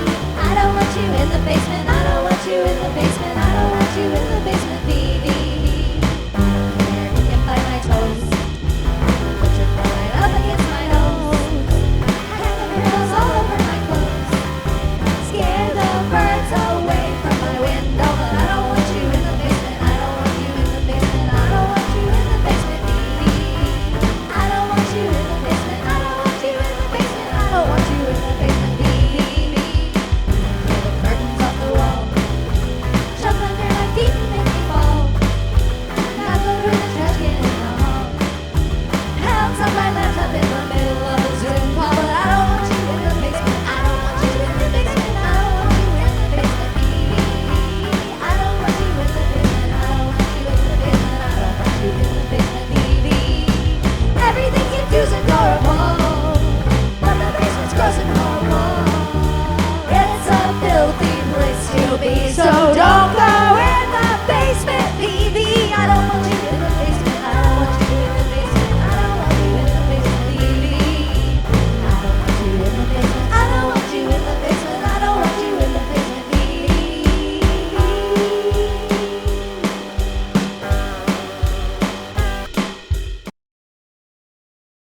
Yeah, so in the last one, did I talk at all about my like just this sort of saga, how it all started, like that first night? I think I mentioned it like briefly. I think I mentioned my mom, like asking my mom to come bring out binoculars or something. But I think I only mentioned that one thing and then I got distracted. But Hmm. yeah, that was the beginning of, I guess I'll just start it over. At my friend's house, watching Dragon Ball Z, go home. I'm living at my parents' house. It's like midnight, something like that. And I, maybe not quite that, but I get home and I see a light in the sky that looks like it's moving. It's like star size, looks like it's moving. And I become convinced that it's moving. And I call my mom. I think I called my mom. Can't remember if I go in. Yeah, I must have called my mom to come outside and bring binoculars because I didn't want to take my eyes off it. And she does, and she sees it too. And I immediately realized that just for future reference, when I'm talking about looking at stuff through binoculars, I realized immediately that when you look at something through binoculars and it's got a 10 times magnification and you move at all, it looks like it's jittering. So I know what that looks like. Um, and yeah, so I stapled up on like my car hood or whatever, my elbows, and yeah, it was moving. And she saw it too, went back inside and went to sleep, which is crazy to me that you can just do that. Some people can just do that. But yeah, that wasn't the only thing that happened that night. There was, I think that one eventually disappeared. I stopped looking at it because another thing appeared in the other direction, which was a gold, was like, it was a gold light. I can't describe it any other way. It was like a bright gold. Um, and it came from the east. Again, to set the scene, I'm at the end of a cul-de-sac. There's a short street that sort of ends with it takes a curve, and like basically my view is a few hundred feet of street, and then open sky basically. And there's this gold light that looked like it was, the sound that uh the hypnotoad makes in Futurama. Yeah. It wasn't making that sound, but that sort of like when the hypnotoad's like it's going like brrr, and there's like the eyes are moving or whatever. Mhm. It kind of had that. It was moving at exactly the pace you're imagining in your head when you hear that sound, very slowly. And it uh got not close at all. It was still in the distance, but when I looked at the binoculars and I was stable, I actually set them on top of my car and put like a little towel under them so that like it wasn't on the sort of roof rack thing facing down, it was facing up. It a lot of finagling, but like completely still. And it was the gold light was um squiggling. Like it was like a little I compare it to, have you ever heard of a Buddha board? Buddha. I'm not sure. It's a little piece of, it's like a little slate that I think Barnes and Noble and stuff sells them. You put on like a little easel thing, and it has like a little sort of cup for water at the bottom, and it comes with a brush, and you put the brush in water, and you draw on the board in water, and then after a few minutes, it disappears. And it disappears like sort of in the wherever you drew anything with the water, it disappears in that order because it was longer ago. Mhm. And it was like that, but like it would disappear after like half a second. It was like a squiggle that would like disappear. I imagine it was like a set length, basically, but Mhm. like it was moving forward, so the back disappeared, kind of like Snake, and it would just like squiggle like this in the sky. But it was like bright gold, which was very strange. Mhm. Um, and other stuff took place in the next couple hours. Can't remember any off the top of my head. I have the notes that I have in your folder that I'm going to send you. Thank you. But like handwritten from that night. And the most important thing that happened that night, I think, besides the instigating thing, was I was this is around 4:30 a.m. So I was up all night and was not imagining these things. And I thought I saw, I'm in like my neighbor's yard, my next door neighbor's yard, and there's a gap in between our houses, and there's a tree line behind our houses. And back behind the trees, I thought I saw a bright white light in the sky, like sort of low. So but I lose sight of it. So I go back there, I rush back there, I run through the trees, uh, not very safely, cuts on my arm and shit. Uh, and um, back there, I think I mentioned last time, if I did not, it's just completely undeveloped land, or You just did. beginning to be developed. Hmm. It's just a big field of dirt now, that has foundations for houses on one street that runs parallel to the tree line behind my house, a road, the streets, and that's it. And it's just black back there. Hmm. And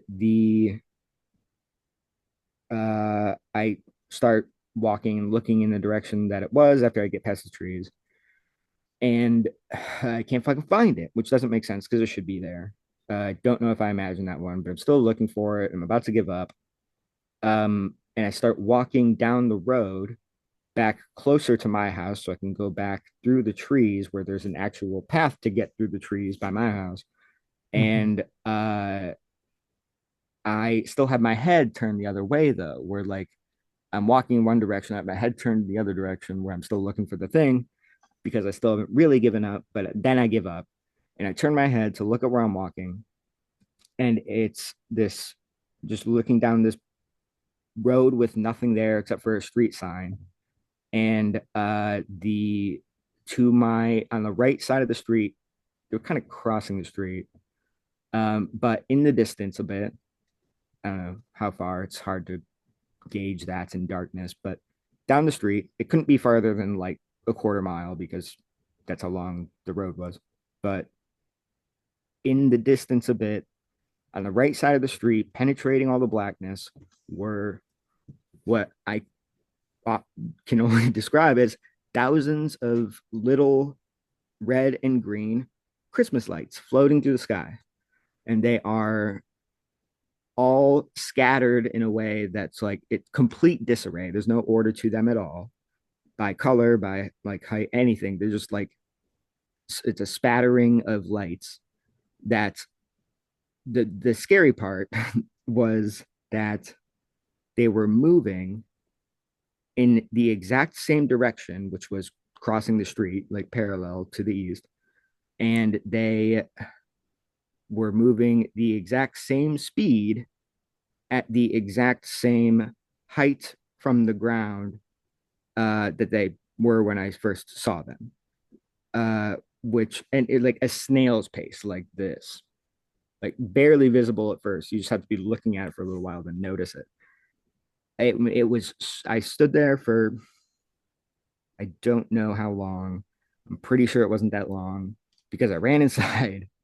Uh, this was so scary. I've never been this scared of like anything. Um, well, there was one night where like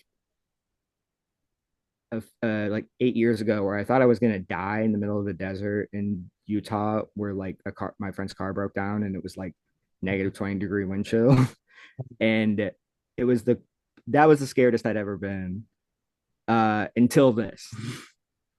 Um, and I ran inside, uh, splashing water on my face in the bathroom type thing. Uh, I genuinely having, uh, is this real type thing going on in my brain. And I like lay my back up against the wall of the bathroom and just start crying. Uh, like it was that scary. Um, and yeah, I didn't go back outside that night. Um, don't know when I went to bed. I know I went to bed because I was fucking tired. But yeah, that was the end of that night. Okay. Okay. So do you know if any of, or well, first of all, what was the duration of that, of seeing those sort of Christmas lights? Um, yeah, it's a hard one to estimate because it was so shocking. Hmm. But I know I saw them move like at least like 15 feet. So however long, no, maybe 10. However long it takes to like move that far when they're going that slow. It was probably like 10 feet. That's the only way that doesn't help you, but um the So that's like that's the when best you I can guess. when you say 15 feet, yeah, I don't really know what that means. I know it's not helpful at all. But I mean, like I don't know if I was standing there for uh like a few seconds. It had to have been more because I saw them move enough. Mhm. But yeah, it anywhere between I guess I would say 15 seconds to a minute. I don't passing a time when when I saw that kind of Okay. wasn't thinking what my brain wasn't registering it. Okay. But it was still roughly around. It was not 5 o'clock yet, so it wasn't for a very long time. Mhm. Okay. But it was definitely like a long enough time to kind of see them and kind of examine them a little bit. It wasn't like just a flash or anything like that. Correct, Yeah. correct. It was they were constant. That was the other things that they weren't blinking or anything. They weren't pulsing. They weren't fluctuating at all. They were completely steady in their level of brightness, all of them. Um, Hmm. I'm not sure about whether the ones that were like a little bit dimmer, I don't know if those were further in the distance or if those actually were dimmer, but it had the effect of having depth to it. Like it was just like a big sort of mass of them in a Hmm. three-dimensional space. And like, so how far, okay, so they had like sort of like a front, right, where it was like they weren't covering everything, but they were coming from one direction. Yeah, I don't remember exactly the um it wasn't like they just like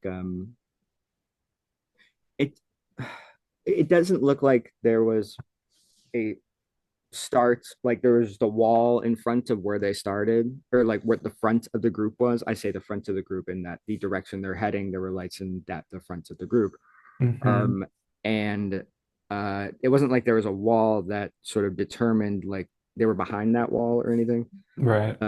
They seemed like yeah, it's not a no, my drawing is not a perfect representation of it, but it's an approximation. I think gets the point across, but there are things that I wish I did remember or like had registered in my brain, like what Hmm. actual shape that it took. Okay. Like in my drawing, I think there's like some that are like further out in front of others, which was the case, but I don't know if it was in the middle or if it was on top or if it was on bottom or what colors they were or anything like that. And were any of them below or in front of, were any of them below the horizon or in front of anything? Yes, Okay. definitely below the horizon. Yeah. Um, in the drawing I did, I think I get that across, but because the horizon in this case is where I see the end of the street that's lit. I forgot to mention that there's street lights on the street. Wait, So is not like super far, but maybe like, is there street lights on the street? There's not in my drawing, and I did it at the time, so I don't think there is. But like I can see the end of the road into the distance. Isn't that mhm. isn't that what that podcast is called? No, it's where the road goes. Oh, But never mind. The yeah, I can see the light of there was well, one how far away is that light? hold on, I'm trying to think of what the light source was because Okay.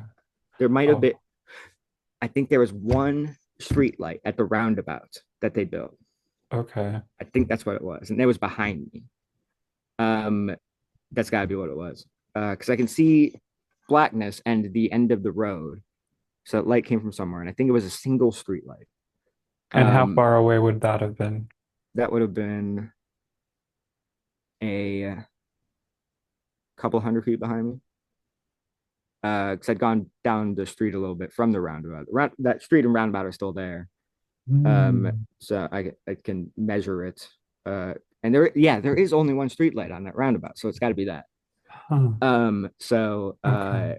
yeah, so I can see it's like blackness, the road going straight, and then it sort Mhm. of disappears because there's no light over there. That's what it is. Yeah. And there were, and I know where the horizon is because I've lived here most of my life. And there's at the end of the road, there's still trees, because there's that part that didn't develop, but I know how far past where I can see are the trees generally, and the lights were not all above the horizon line. I can say that for sure. Okay. I know that was a very not great explanation, but So, in other words, they were within like they must have been if what you saw was accurate, they must have been pretty close in your environment. It wasn't like you were seeing debris re-entry, which is like the first thing that came to my mind when you started describing that the first time I heard it, like was I wonder if he saw debris re-entry because that's kind of the closest thing I yeah, can definitely. think of that would look I like that. definitely know what you mean. Definitely wasn't that. Like, Yeah. I guess imagine like a John Carpenter type fog rolling in, Yeah. except the fog is like these lights. Oh God. That's pretty terrifying. Yeah. But yeah, it was nearby. That's for I can say that for sure. I don't think it would have scared me Yeah. that. I mean, I can't say for sure. I have seen debris reentry. I don't know what I'm talking about. I can say for sure that it didn't scare me that bad. Okay. Yeah, it was very strange. And You've seen debris re-entry like in real life, or do you mean oh, like have in you? videos and stuff. Okay, gotcha. um, but like the yeah, the things that the way that I've described this, I think gets is enough to conclude that it's not debris reentry. Yeah. Uh, Mhm. That makes and sense. yeah, it was just too everything. It was too close. It was too uniform. It was too slow. It was too all these different things. Yeah. And that was the only thing this entire time, these multiple years, that actually truly scared me. Um, like Mhm. a primal fear. Um, that like I couldn't explain because it's so stupid. It's a bunch of fucking like Christmas lights going through the sky. It's not scary like on its surface, but like it was so jarring and scary at the time that especially turning your head after giving up and like thinking you're like not going to see anything when you turn your head. Yeah, there was a lot. So do you think that like this fear is like I'm kind of imagining what kind of fear it might have been. Like maybe it was sort of like a thalassophobia almost, but like, What's you're that mean? seeing this big thing in the sky and you don't know what it is. I mean, I'm not implying that this is one object, but it's kind of a big like group of these lights and they come from the sky or something and you don't know what they are at all. Or is it more like I'm going crazy kind of fear, or is it like a mixture of both of those things? Like you see these lights and you're like, am I going crazy? Like, I you know what I think mean? no, I know exactly what you mean. Yeah. I think it was more like uh it was probably both of those things. The image that comes to mind though, like if I'm trying to get across what the look on my face looked like when I saw it. Mm. Um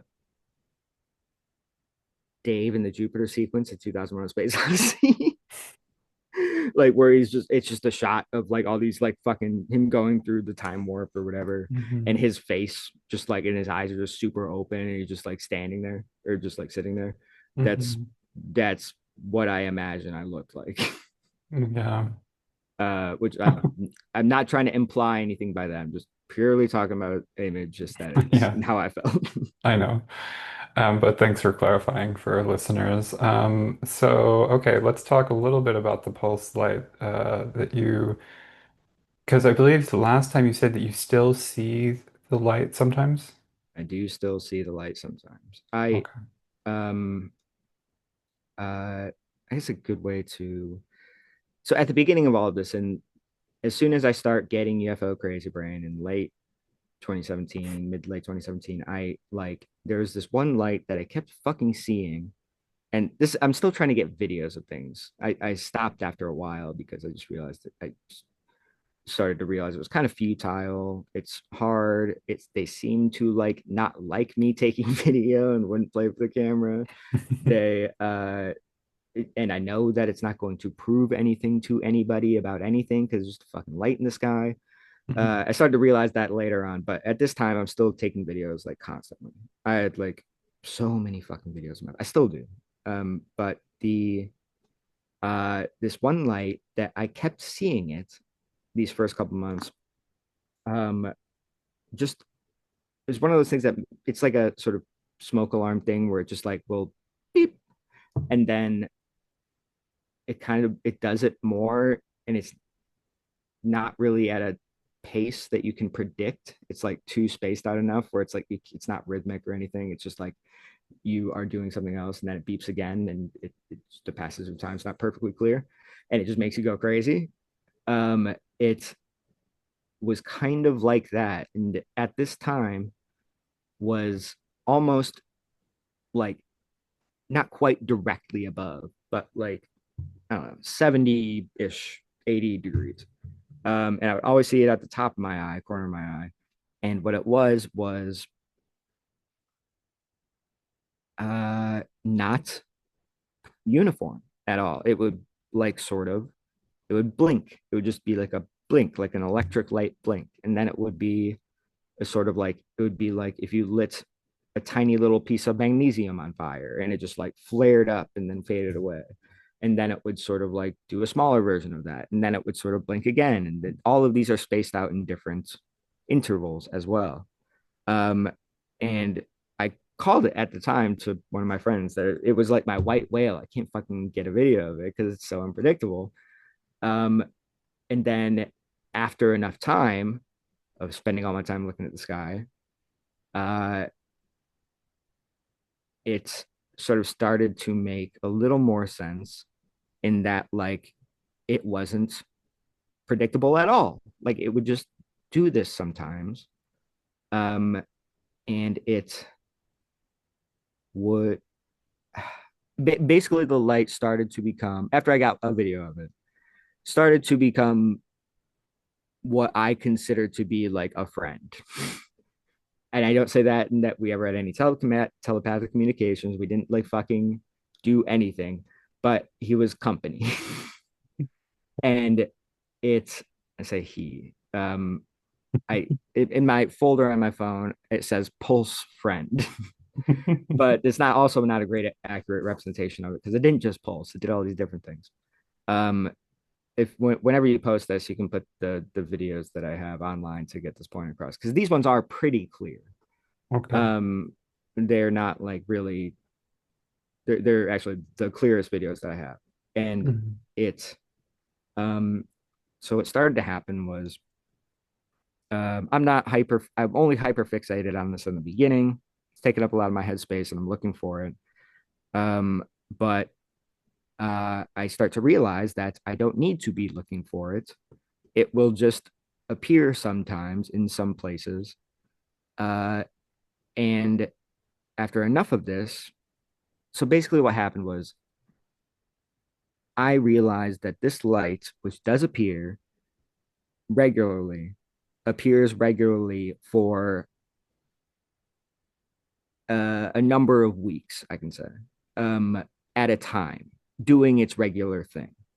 So what I mean is that at a good example is when I was working till close insomnia cookies every night for a while, for a few weeks, I could pull into my driveway around 2:55 a.m. I could look up and to my left over my house and it would probably be there I would probably see it by the time I finished smoking a cigarette and went inside. Um, like it was like not clockwork because it wasn't always in the same place. It wasn't always at the same time, but like in this small window of time, this relative window of time, it would be in that place somewhere around that area. And then soon after, and it would do its blinking, pulsing, flashing thing. And then pretty soon after, it would sort of not be there anymore. Um, there were a couple times where I did see it very clearly, uh, not just like because most of the time it just sort of stops blinking and flashing, and you just don't know where it is anymore, or if it still exists anymore. Um, I saw a couple times for sure that it's when it sort of faded away and got like less bright, it sort of whisked off like that, and like just went to a different place fast when it wasn't illuminated, um, brightly enough for me to see it. But yeah, these ones are. It's do we save these ones for the day? I'm tired. These are much harder to explain. the so it's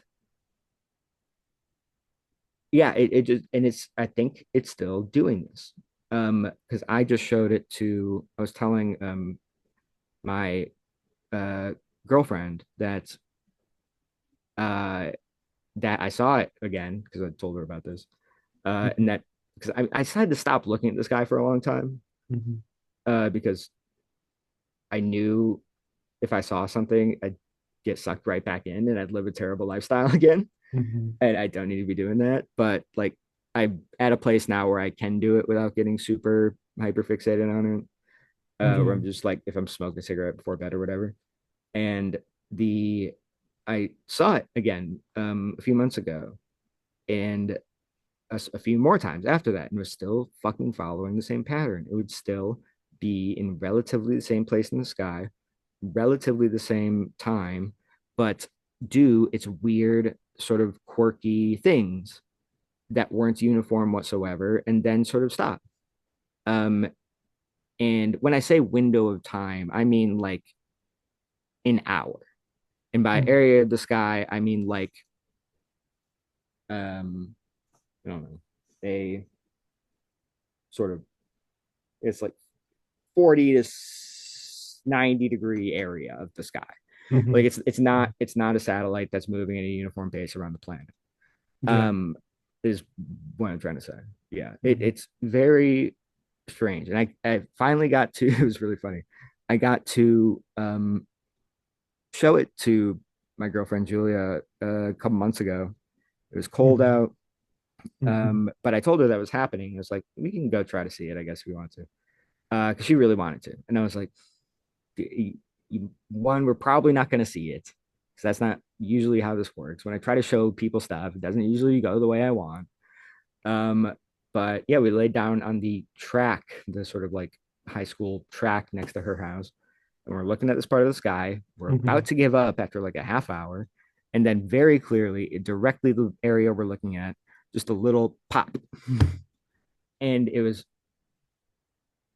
it's unmistakable. It's like after you see it's not a normal thing that would appear in the sky. It's not it, and she got so fucking excited. It was really funny. But that was it. It was just the one pop, and that's just fucking how it goes sometimes. Wow. Um, I know this sounds like stupid and crazy because it's like so elusive and a singular thing. That's the other thing. I never saw more than one of them at a time.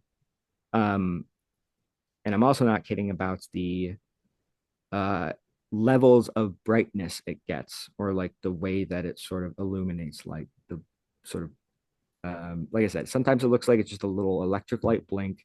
Sometimes you'll just sort of turn around and you'll just be confronted with this super fucking bright sort of like I said magnesium type of burn in the sky and then it'll Mhm. be there for like 15 seconds then it'll fade away.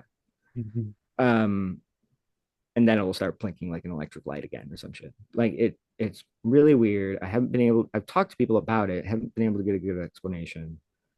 Um, and yeah, that one, I mean, fucking keep an eye out for it if you're a person who looks at the sky and are listening to this. Like it, I doubt that like it's Southwest Michigan based, you know? Maybe it is. I don't know. I don't know how it works, but like it's there for me. Yeah, I don't know. I've never heard of anything like that. That's Let me ask you this. Do you spend much time like uh, looking at the clear night sky, not like looking for anything, but just looking at it?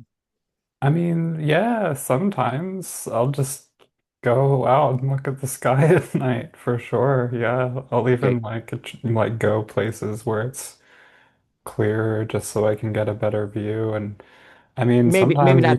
you'll Yeah. see stuff that you haven't seen before. Like I'll see like these iridium flares, which What's is not iridium? what you're talking about.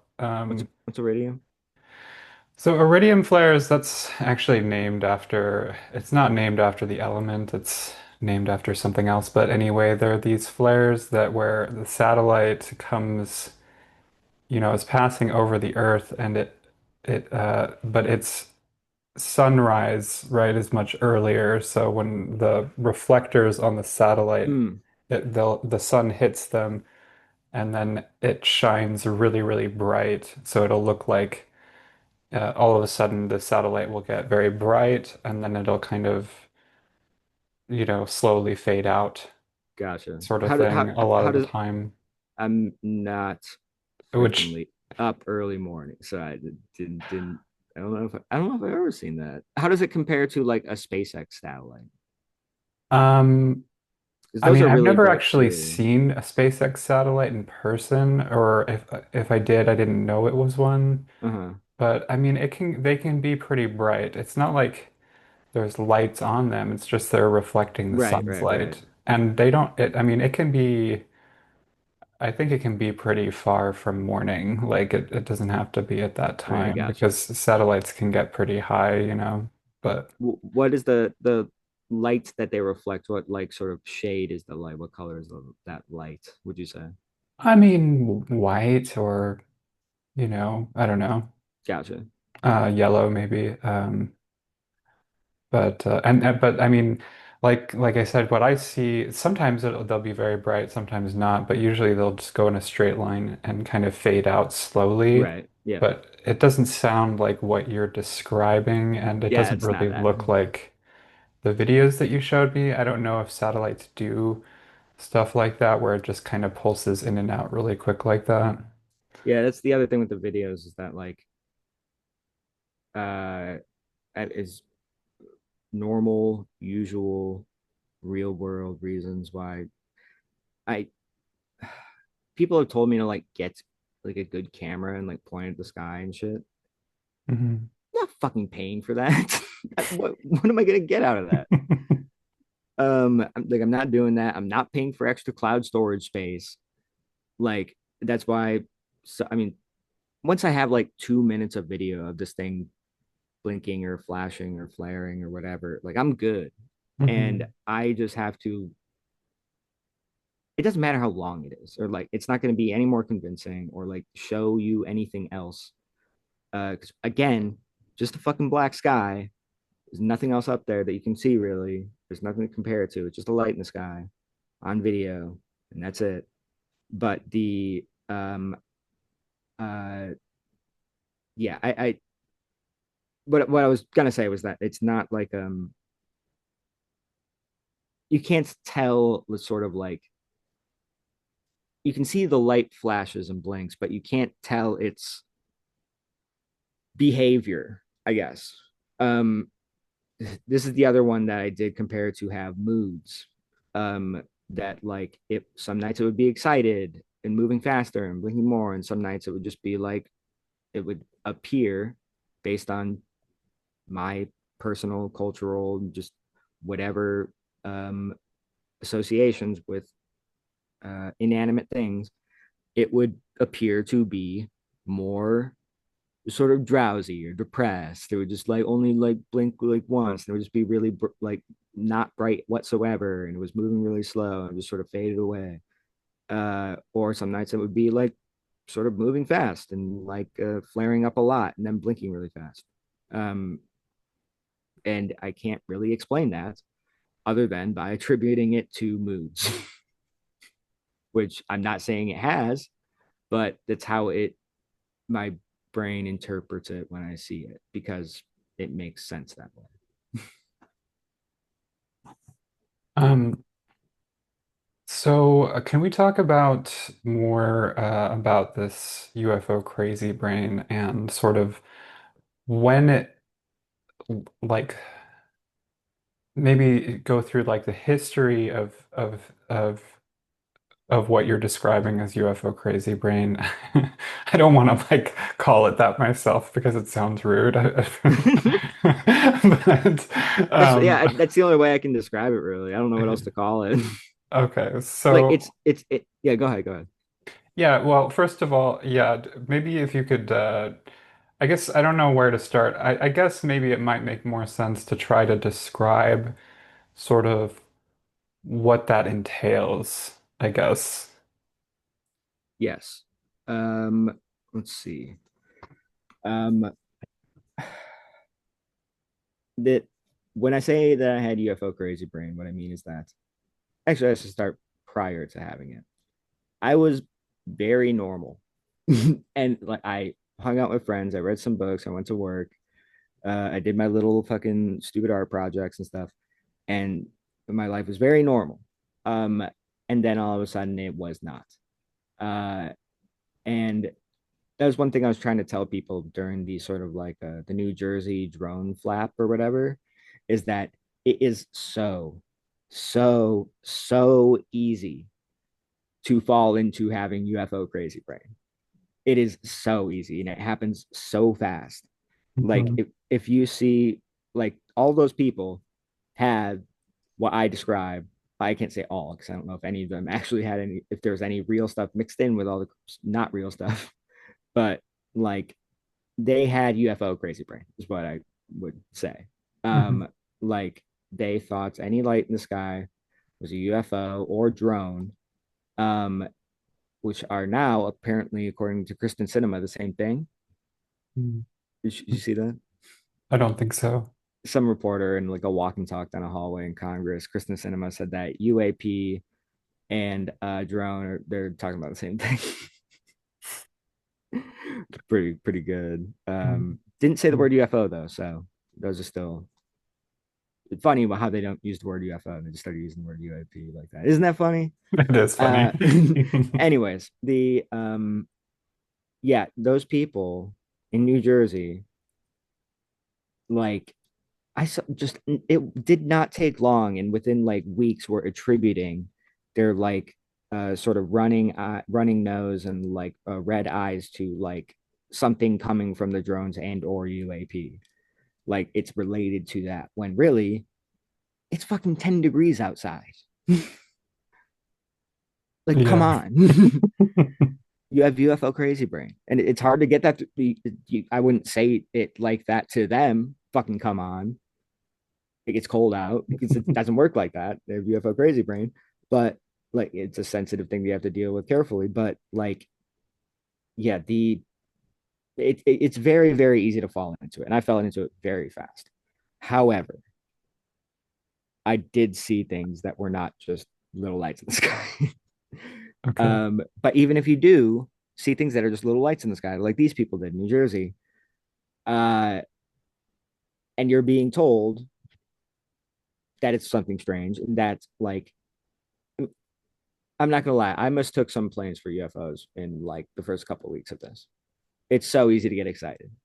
Mm. Um, and there's also there's drones are being much more prevalent. There was one I saw like 2 weeks ago over downtown Kalamazoo that was like fucking like what's that shape? Um, what's a tetrahedron again? Is that the one? A tetrahedron is like it's like a four-sided pyramid, I believe. It was kind of like that, but like it had it's sort of like if you took the top of the pyramid in that Mario Party mini game where you have to stretch out their faces and get the right picture. If you took it and like stretched it, It was like a tetrahedron if you stretched it. And that was like what this drone looked like over my city. Don't know what it was. Don't know who was flying it, but it was so fucking weird and strange looking. But like, was clearly a drone. Yeah, it's very easy to fall into UFO crazy brain. Um, I'm sure somebody saw that in my town and is 100% convinced that's a UFO, and there's going to be more UFOs in this town at some point. Um, Okay, so that's what I mean. okay. But you were also talking about, um, I mean, it sounds like there were other sort of symptoms to this Oh, you syndrome. mean Like, like to my life? yeah, like you said, like it sounds like you became very isolated.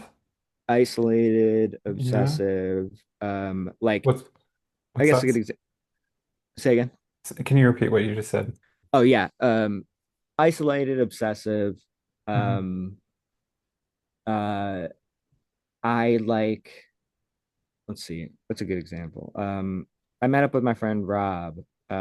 He had moved away, got a great job and stuff, and he was back in town visiting.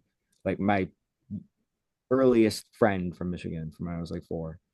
Um, and we went to a bar to catch up, and it was nice out, so we were outside, and I literally was just looking at the sky the entire time, and it made him uncomfortable. Um, It made him uncomfortable. it made him uncomfortable because I'm being weird. Hmm. um, there was a time where, um, I mean, I stopped doing things. Like I generally had friends and like did stuff. I stopped doing stuff. Hmm. Um, I would, thankfully, I'm a decent driver because my I had a delivery job at night, and if I wasn't as good of a driver, probably would have crashed at some point, but did not in any UFO related distracted incident. But the did see a lot of weird stuff during that time, which is one of the reasons I tried to keep working at night because it just worked that way. And the another one, I when I started to get really lonely after like a year, um, I've moved out of my parents' house again at this point. I'm living with my brother, his girlfriend, and his childhood friend. And we could get into some of that stuff.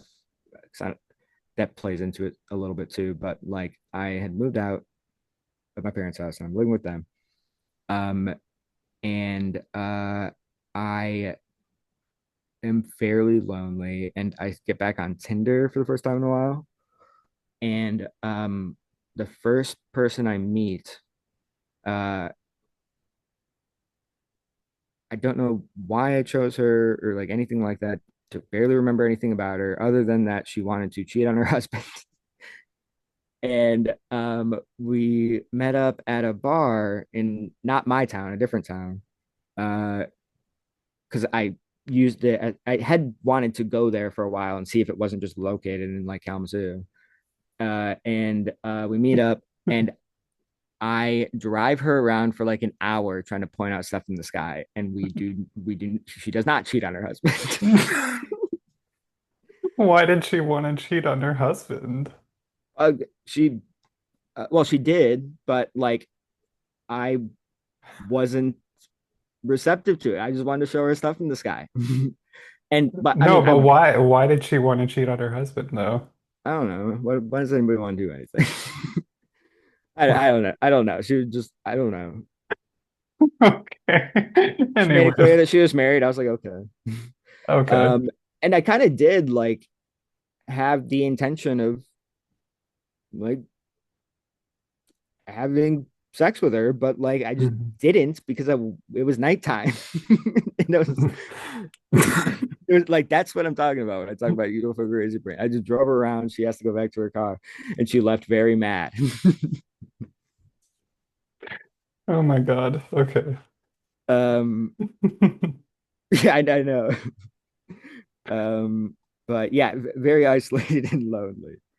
Uh, And how long did that last for? Or um, I mean, the worst of it was like the middle year and a half, I guess. The beginning of it, not so bad. Um, Tail end of it, not so bad because I'd grown up a lot at that point. Sort of also, I'm reading a lot at this time. Like this is kind of what jumped me back into UFO stuff. Uh, Before TTSA launched, I should add. All this started like a few months before TTSA did their announcement. So I got into it around the same time everybody else did again, Right. Yeah. but for very different reasons, which I think is important to clarify. Yeah. Yeah. Because Um, this started for you, it was a few months before that stuff.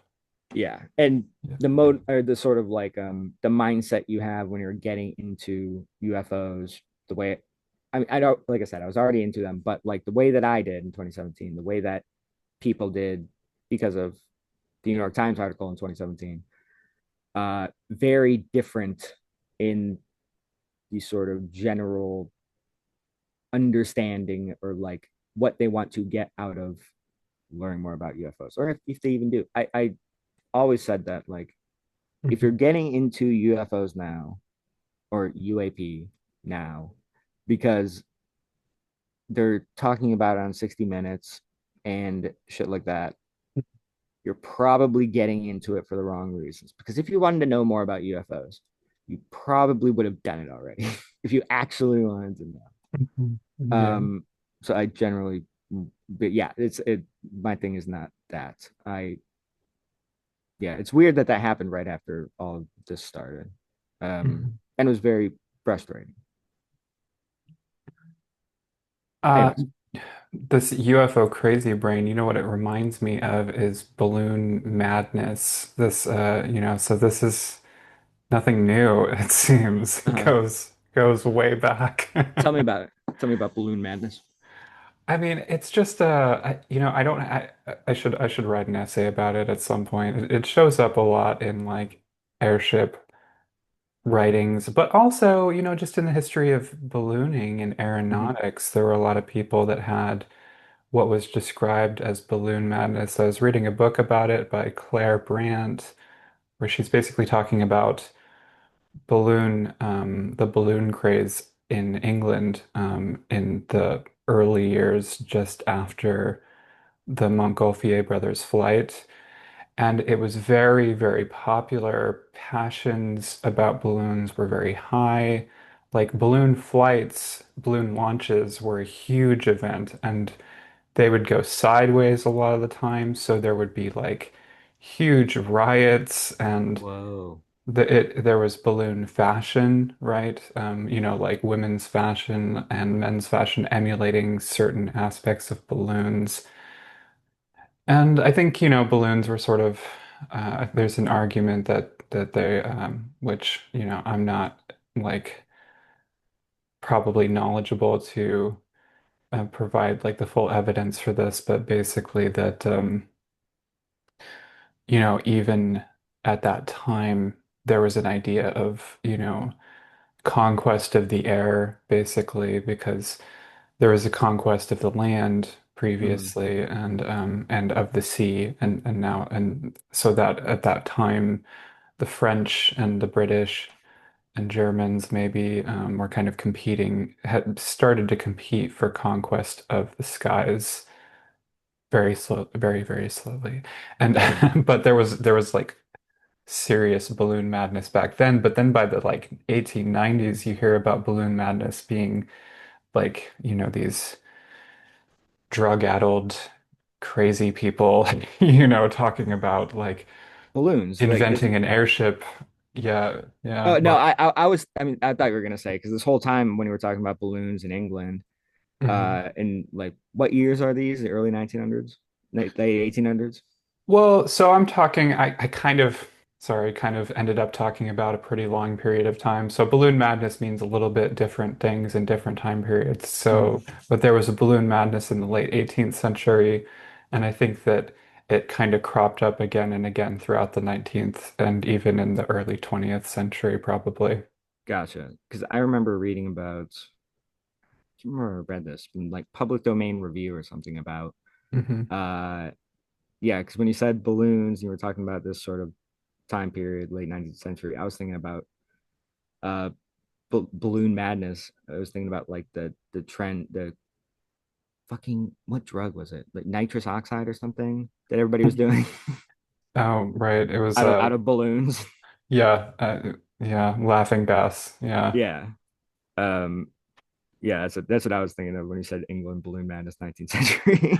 And there, I think there's an association there too for sure. But I mean, yeah, because I think there was always this kind of tension of like people who were like, "Hey, we could do something with this," and people who were like, "You're just crazy. You put too much stock in this like crazy science chemistry Yeah, yeah, stuff, yeah. just stop it." And but I mean, there's kind of like, there's certain, it's interesting, but No, yeah, yeah, I mean, and they said the same thing to like Jack Parsons about yeah, rockets. yeah. But there was, yeah, I remember, I Rocketry need thing's to a find pipe you. dream, you idiot. Yeah. But yeah, dang it, I forgot what I was going to say. I found a story from like, I want to say this was in the 1890s, and I'll have to share with you. It's like a newspaper clipping, and it's just this like guy being arrested, not because he'd committed any crime, but because he was balloon mad, and he was just like going on about these weird balloons. I don't know, Huh. maybe he would be diagnosed with schizophrenia today, but like, yeah, just Interesting. yeah. I mean, depends on I guess, who arrested him because there was one time where That's I true. It don't, could be an inaccurate report too. yeah, because a great example of this is I have one of these things too, where when I was living with my parents and I was broke, uh, and I had UFO crazy brain, one night I'd gotten on the highway specifically to basically chase a light. It was like a red light. I don't remember much else about it, but like it sort of disappeared pretty quickly. Hmm. And I was low on gas, and I pulled into a gas station in Mattawan, which is nearby town school district. And there was a cop in the parking lot, and I went over to him to ask him if he had gotten any UFO reports at the police station or anything like that. And he immediately, first thing he says is, "What's your name?" And I'm like, never mind, man. I'm just gonna go. And I go inside and buy cigarettes and get gas. And then as soon as I pull out of the parking lot, he pulls me over. And it turned out that I had a warrant for an unpaid ticket for like 5 years. And I didn't know about it or forgotten about it. And I'm broke. It's like midnight. God bless my mom. Um, I call her. I'm like, Mom, I'm please, can you bring me $200? And she does. And the cop, uh, eternally grateful to my, she's such a great mom, very thankful. And the cop talks to her on the side of the road because, like, it's either give him $200 or he's taking me to jail. And mom gives him $200, and they have a conversation that I didn't know about until like a year or two ago. But my mom said I heard her talking on the phone with somebody, like one of her friends, a year or two ago, about how the time the cop who pulled me over because I asked him about UFOs thought I was, I'll use her word, retarded. The cop genuinely thought I had a mental problem. So yeah, it could have been a false report. Yeah, I mean yeah, I'll send it to you. You'll see. It's Gotcha. I don't But think yeah, it's it's that inaccurate, but there's no real reason to think that it's an inaccurate report just on the right, right, face of right. it. But In this specific case, yeah, but yeah, you get the point I'm making. I do get the point you're making, in. Yeah. Yeah, let's talk about synchronicities. Okay. I mean, if you want to. I would love to. Okay, cool. You go ahead. I don't know where to start, so I just know that you mentioned you had synchronicities around these events. Oh, around these events. I don't think it was around these events. Oh, okay. I mean, I'm sure I did, but wasn't recording them. I've had a lot lately though, like just the past like couple months. Not about UFOs at all. Oh, okay. All right, go ahead. Yeah, I'd like to hear more about this. Okay, so most of it started with um me learning about the book that I was telling you about on the phone. Um, James Merrill's The Changing Light at Sandover, which I Right. highly recommend everybody read. It is so fucking good. Even if you don't like poetry, you'll probably still like it because it's an epic poem and it's very good. It's like a 500 plus page epic poem of James Merrill, who is a wonderful, brilliant poet, and his partners, longtime like life partners and their friends, um, communications with entities via Ouija board for like over 20 years, which they recorded painstakingly. Mhm. Um, and it's, I mean, the poem's about James Merrill. It's a poem about him. But Ouija boards featured in to it a lot. Him and his, they used it all the time, and they did it all. They got really sort of emotionally invested in doing it. The one specific character that they would talk to who claimed to be like a Greek from like 8 BC, and he'd talk about Tiberius and stuff. And he was the one who would give them the classic, like, here's the real history of the universe type thing. And he would talk about how um, he's like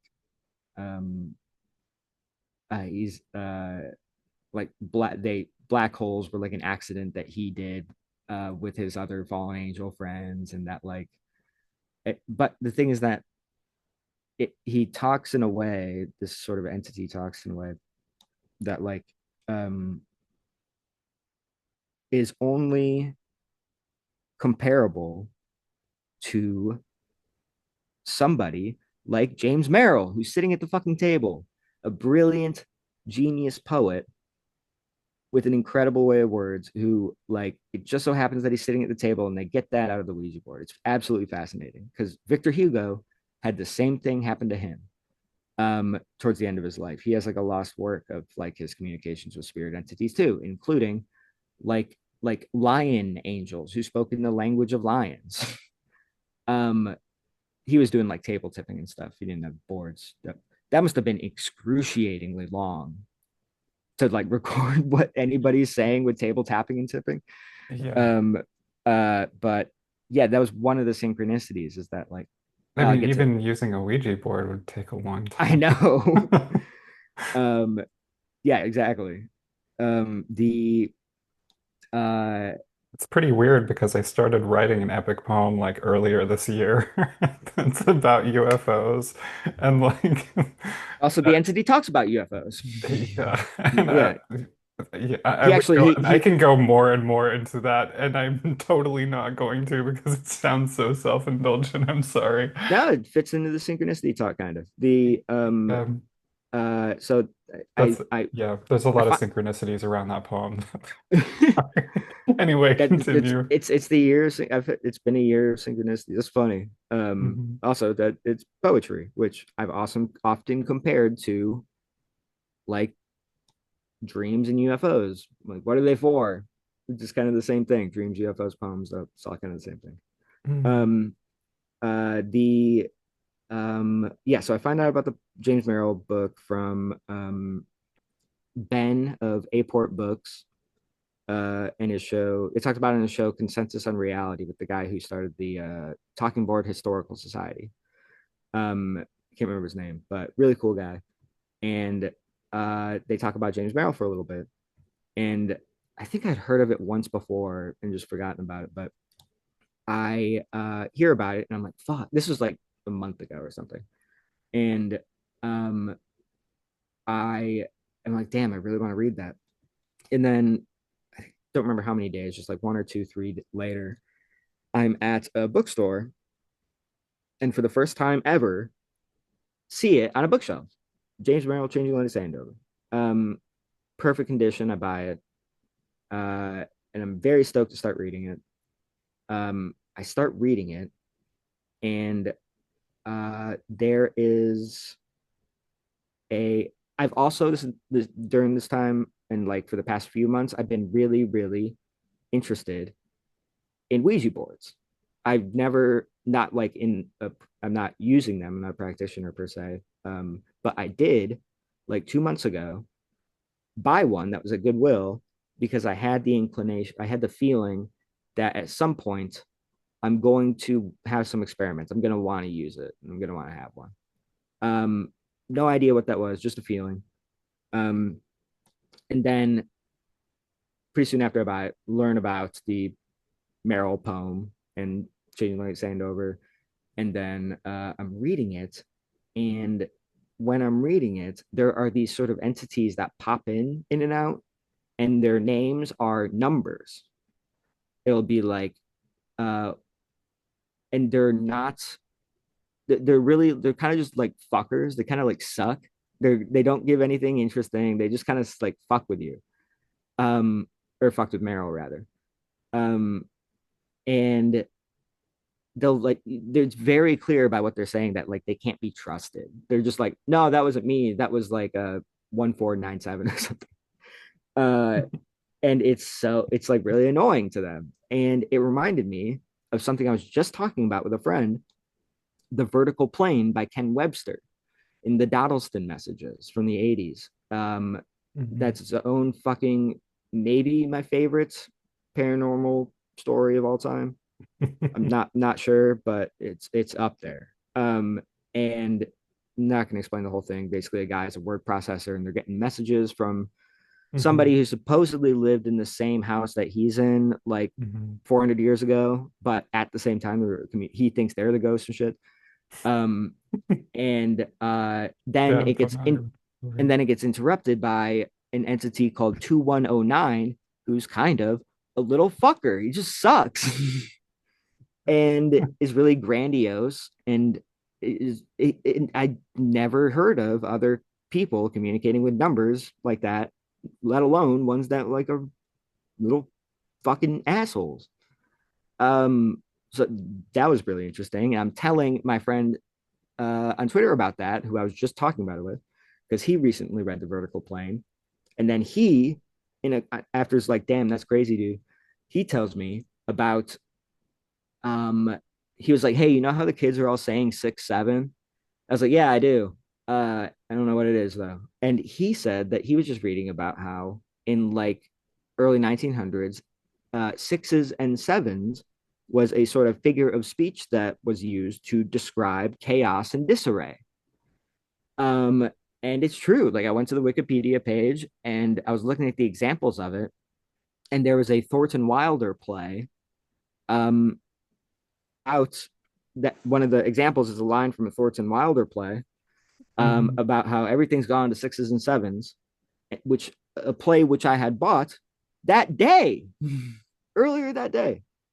Um, and it was just like, damn, it just keep piling up. And then I'm telling a couple friends about, or people from Twitter that I'm friends with about Changing Light at Sandover, because they're also would be inclined to read it, or they're poets. First person was Emily Louise. I tell her about it, and on the same day, I also found a copy of the Powwow book, uh, by a German or Dutch, Pennsylvania Christian guy who like it factors into that book Hex by Arthur, whatever his name Mhm. is, that which I had read earlier this year. Mhm. And Emily had just at the day I got the Hex book, had or not the Hex book, the Powwow book, which I'd found in the bottom of a box of free books, amazingly. Um, Cool. she had just found the Hex book, and then I like, damn, I just found the Powwow book, and she's like, dude, I just also found the Powwow book, just like crazy. And then I think it was the next day, I'm talking to Stephanie. Do you know Steph. Brad Abrams? I He did don't. the Love and Saucers documentary, Oh yeah, I've seen that. Yeah. guest on QAA often. All right. He his wife is a poet. I'm friendly with Brad, and I message her, never talked to her before, about changing line at Sandover because like you're married to Brad Abrams, you're a poet. This is very up your alley. Um, and she's like, I just got it in the mail. Somebody who read one of my recent like Substack posts or whatever like recommended to me, and she Hmm. just fucking just insane that it happened at the same time. And I text another one of uh somebody in Brad Abrams, Stephanie, and Orbit, Hmm. our friend August Smith, who had his collection of UFO related poetry, Visitors from Red Star, published by Apocalypse Confidential, which is really good. Hmm. I texted him about it, and he was like, "Dude, I forgot to tell you this yesterday. When I was going over to Stephanie's and Brad's house to watch a movie, and I walked in, and that book you told me about was on the fucking table as soon as I walked in." Yeah, they just kept piling up. And I had another one a couple days ago where same guy I was talking about vertical plane with, Satan Watch on Twitter. Hmm. He uh just in had some Twitter interaction where I was talking about stealing books from Barnes and Noble and selling them at the bookstore down the street. And he referred to me as a I did that when I was. hell yeah. He referred to me as a professional thief, and I clarified that I'm an amateur thief. And later that day, I start a book called The Professional Thief by a Professional Thief, and immediately am confronted with a passage about the difference between amateur and professional thieves. That's a pretty good one. It's a long. There's others that I've forgotten about, but yeah, it's been a crazy couple months for synchronicities. But they sound like those are like fun synchronicities, I guess, Yeah, which is good. I'm trying to think of any. Most synchronicities I've had are fun. Good. Yeah, that's Do you good. not have that experience? No, not at all. No. I don't talk about my synchronicities. Oh wow, Yeah, I huh? don't generally talk about them because That's they're scary. that's okay. I'm not gonna ask you. That's interesting.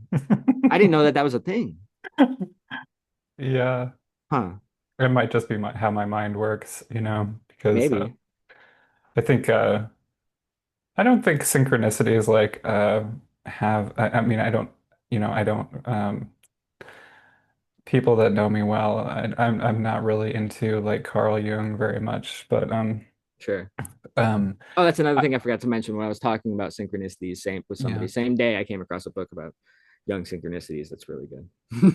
Oh, okay. It's not by him though. Yeah. Okay. Which one is it again? It's the Young Synchronicities and Human Destiny by Ira Pagaroff. I can't tell from here, Okay. All right. but it's That's enough to go off of, I think. yeah.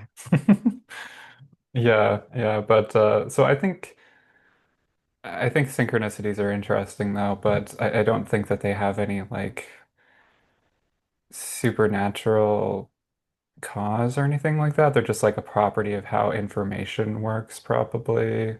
Mhm. That's my opinion. I don't know. Yeah, I don't really have an opinion on them. I just think they're I Yeah. know when they're happening and they're happening. Yeah. I don't really have a take on them otherwise. Yeah. They're pretty weird. I mean, Yeah, um, especially when they just keep happening. yeah. Well, I think my opinion is that they happen a lot when your mind is like on a particular groove, basically. Like, Mhm. but again, opinion. Sure. I mean, it makes sense. Yeah. Uh, Regarding my own UFO experiences, Hmm. they stopped Yeah. um, pretty abruptly, like at the end of 2019, early 2020, Hmm. and all this weird stuff that I was seeing just wasn't there anymore, uh, which was hard. I mean, like, I mean, I was telling people at the time that like when all of it stops, I don't know what I'm gonna do, Hmm. and I didn't really, and it took a long time to like fucking feel like my life was like on any type of course again. Um, it's very disruptive, uh, UFO experiences to regular people's lives. Um, I came across I didn't come across, I read about it. the that book, Don't Look Up, about the Virginia UFO flap from, can't remember when, but it's by Danny Gordon, who Hmm. was, I want to say, was he a radio guy? I think he was a radio guy who wrote the book Don't Look Up, about the flap and how like it's called that because that's what I tell people. Like, it'll take up too much of your life. I He was like, I've seen saucers in the daytime 7 times. Like, how does an orange box fly? The pieces of the puzzle are not coming together, are all things he said. And I can relate to that. Hmm. And he's right. It's just something that it really, really. Thankfully, I didn't have like a nervous breakdown per se, like the um, what's his name, Spower, the cop from '66 in Portage County, the cop chase the UFO, where he just like he was acting like he like entered the Black Lodge. He would start like losing time. He'd just disappear for days at a time. He'd do things that he didn't understand why he did. He lost 40 pounds. His life was fucking ruined by no fault of his own. He just had a weird fucking experience with a UFO and it just destroyed him. I'm glad I didn't have anything like that, but still very disruptive. I guess the only real thing I have to add, but just being, um, what's the word? I don't know, just like being a part of society helped. Like, just participating in society is like kind of key. Yeah, yeah. Just being Um, plugged in. Yeah. yeah, to things and people and stuff. Like, Hmm. as opposed to in complete isolation by yourself, looking at lights. It's better. There's a time Yeah. and a place Yeah. for looking at the sky, but So, like, when this stopped, were you in UFO crazy brain world, or like, were you not? Was that over already? it wasn't like nearly as bad as it was like late 2017, 2018, but like it's I'd starting to socialize more just because like uh I guess it didn't get old per se, but like I think the thing that was keeping me looking at the sky until the very end was just that it was still happening. But I had become more. I wasn't taking trying to take videos really anymore. I was like, uh, I was able to. Yeah, it didn't get old, but it had gotten old enough to the point where like I could focus on other things sometimes. um, it was the gradual thing. I think I don't think it was any one thing, but then it stopped, and I really, really wanted it to still be a part of my life because I just develop any habit or like compulsion. And 3 years Mhm. of it is that's hard to like not do it anymore. Right. So, yeah, so you kind of entered like a UFO functional brain. No, yeah, no, yeah. Like I had a like a withdrawal period basically, You cold turkey period.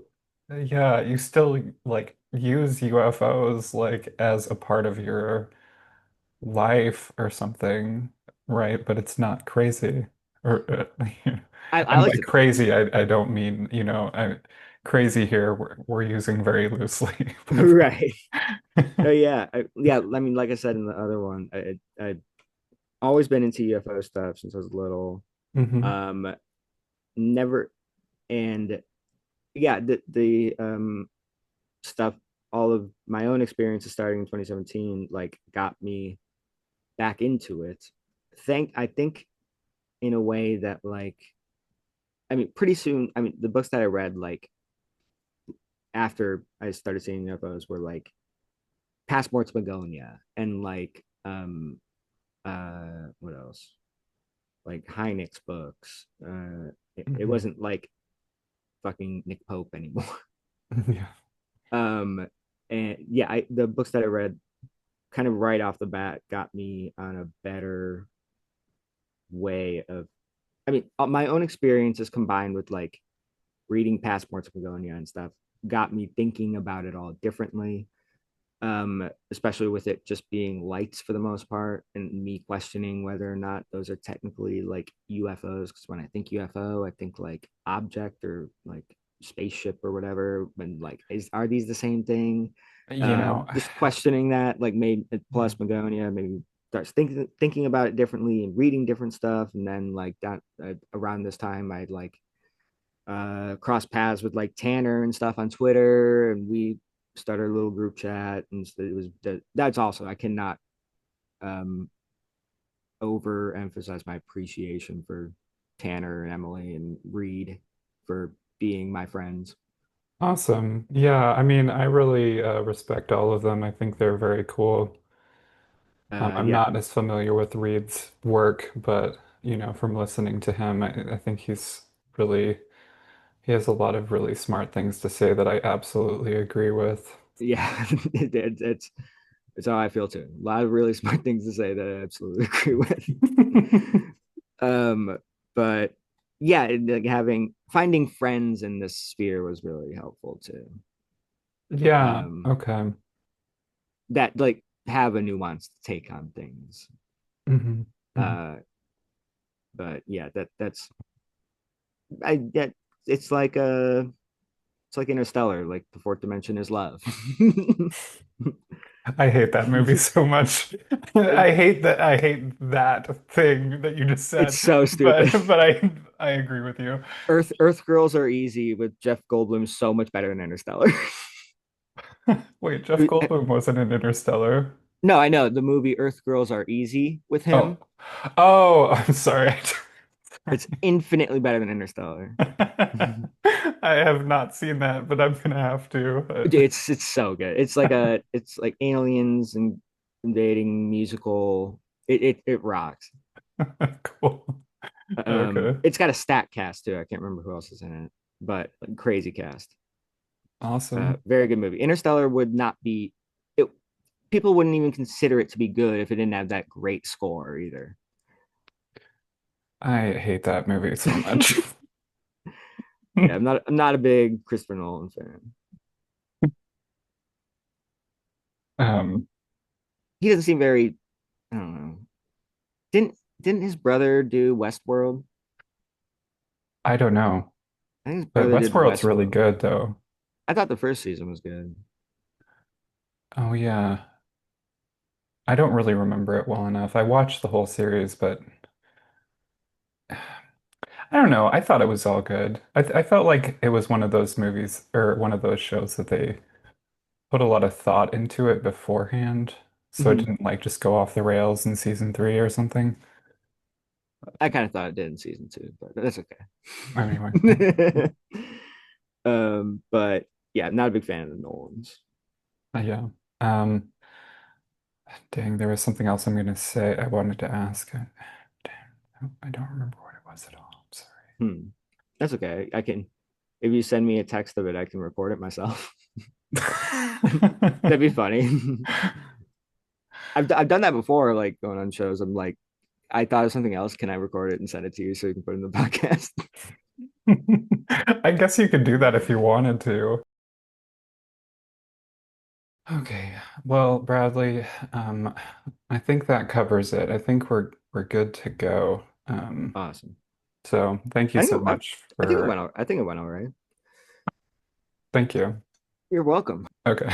I just wanted to say farewell before it's been an honor. Oh, oh, it's my honor. This is Thank. so funny that like I'm like wait, hold on, let me say Yeah, do it this. properly.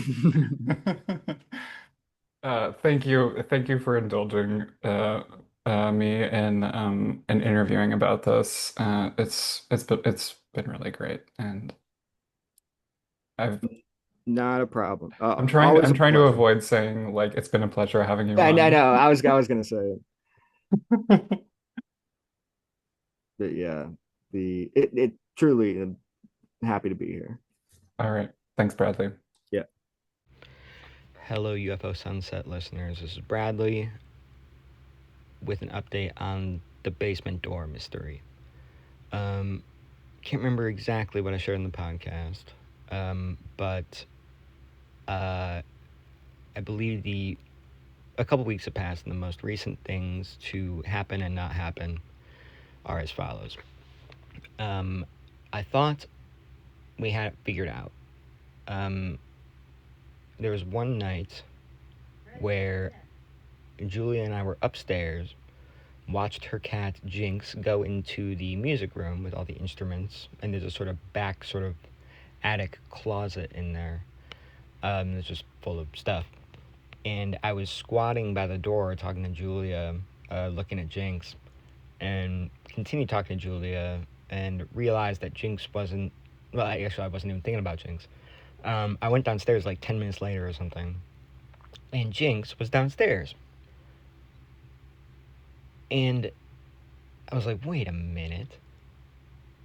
Because Jinx didn't walk by me. So I go back in the closet, and sure enough, there's this sort of hole in there's a sort of secret passage that the cats can travel through in the wall. And I thought that had to explain what was going on. I figured they had to be going down to the basement via this secret passage. And then sort of they get back upstairs by leaning against the door or whatever, since it doesn't latch very tight. And then they go through it, which is why it's only open 5 inches or whatever. I thought for sure that was it. I thought for sure that was the explanation. Then, about a week ago, a little less than a week ago, well, a week and a half ago, Julia's parents came over, and she was telling them about the basement door, and her dad sort of fixed a little swinging lock to the wall, like, you know, those little it's just like a nail or a screw with a tiny piece of very thin plywood attached to it that can spin around and use as a lock. So that was put into the door frame.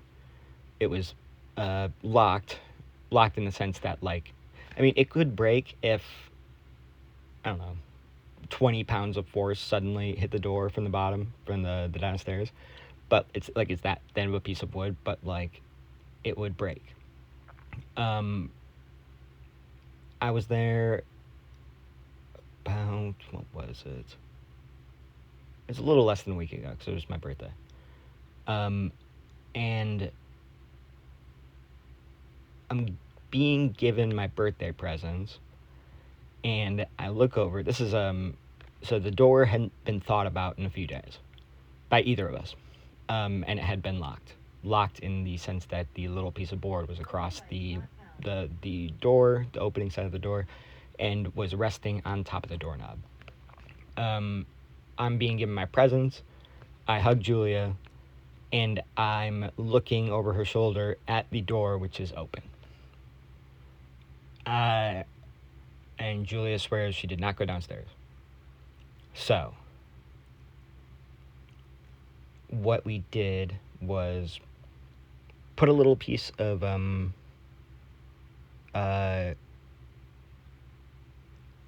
do you call it? Basically, we put on the wall next to the door a log, not a wood log, but a log, in the sense that this will be written on every time you go up and down, and you will date and time when you latch the door, so that there's no basically what we have to do now is just be very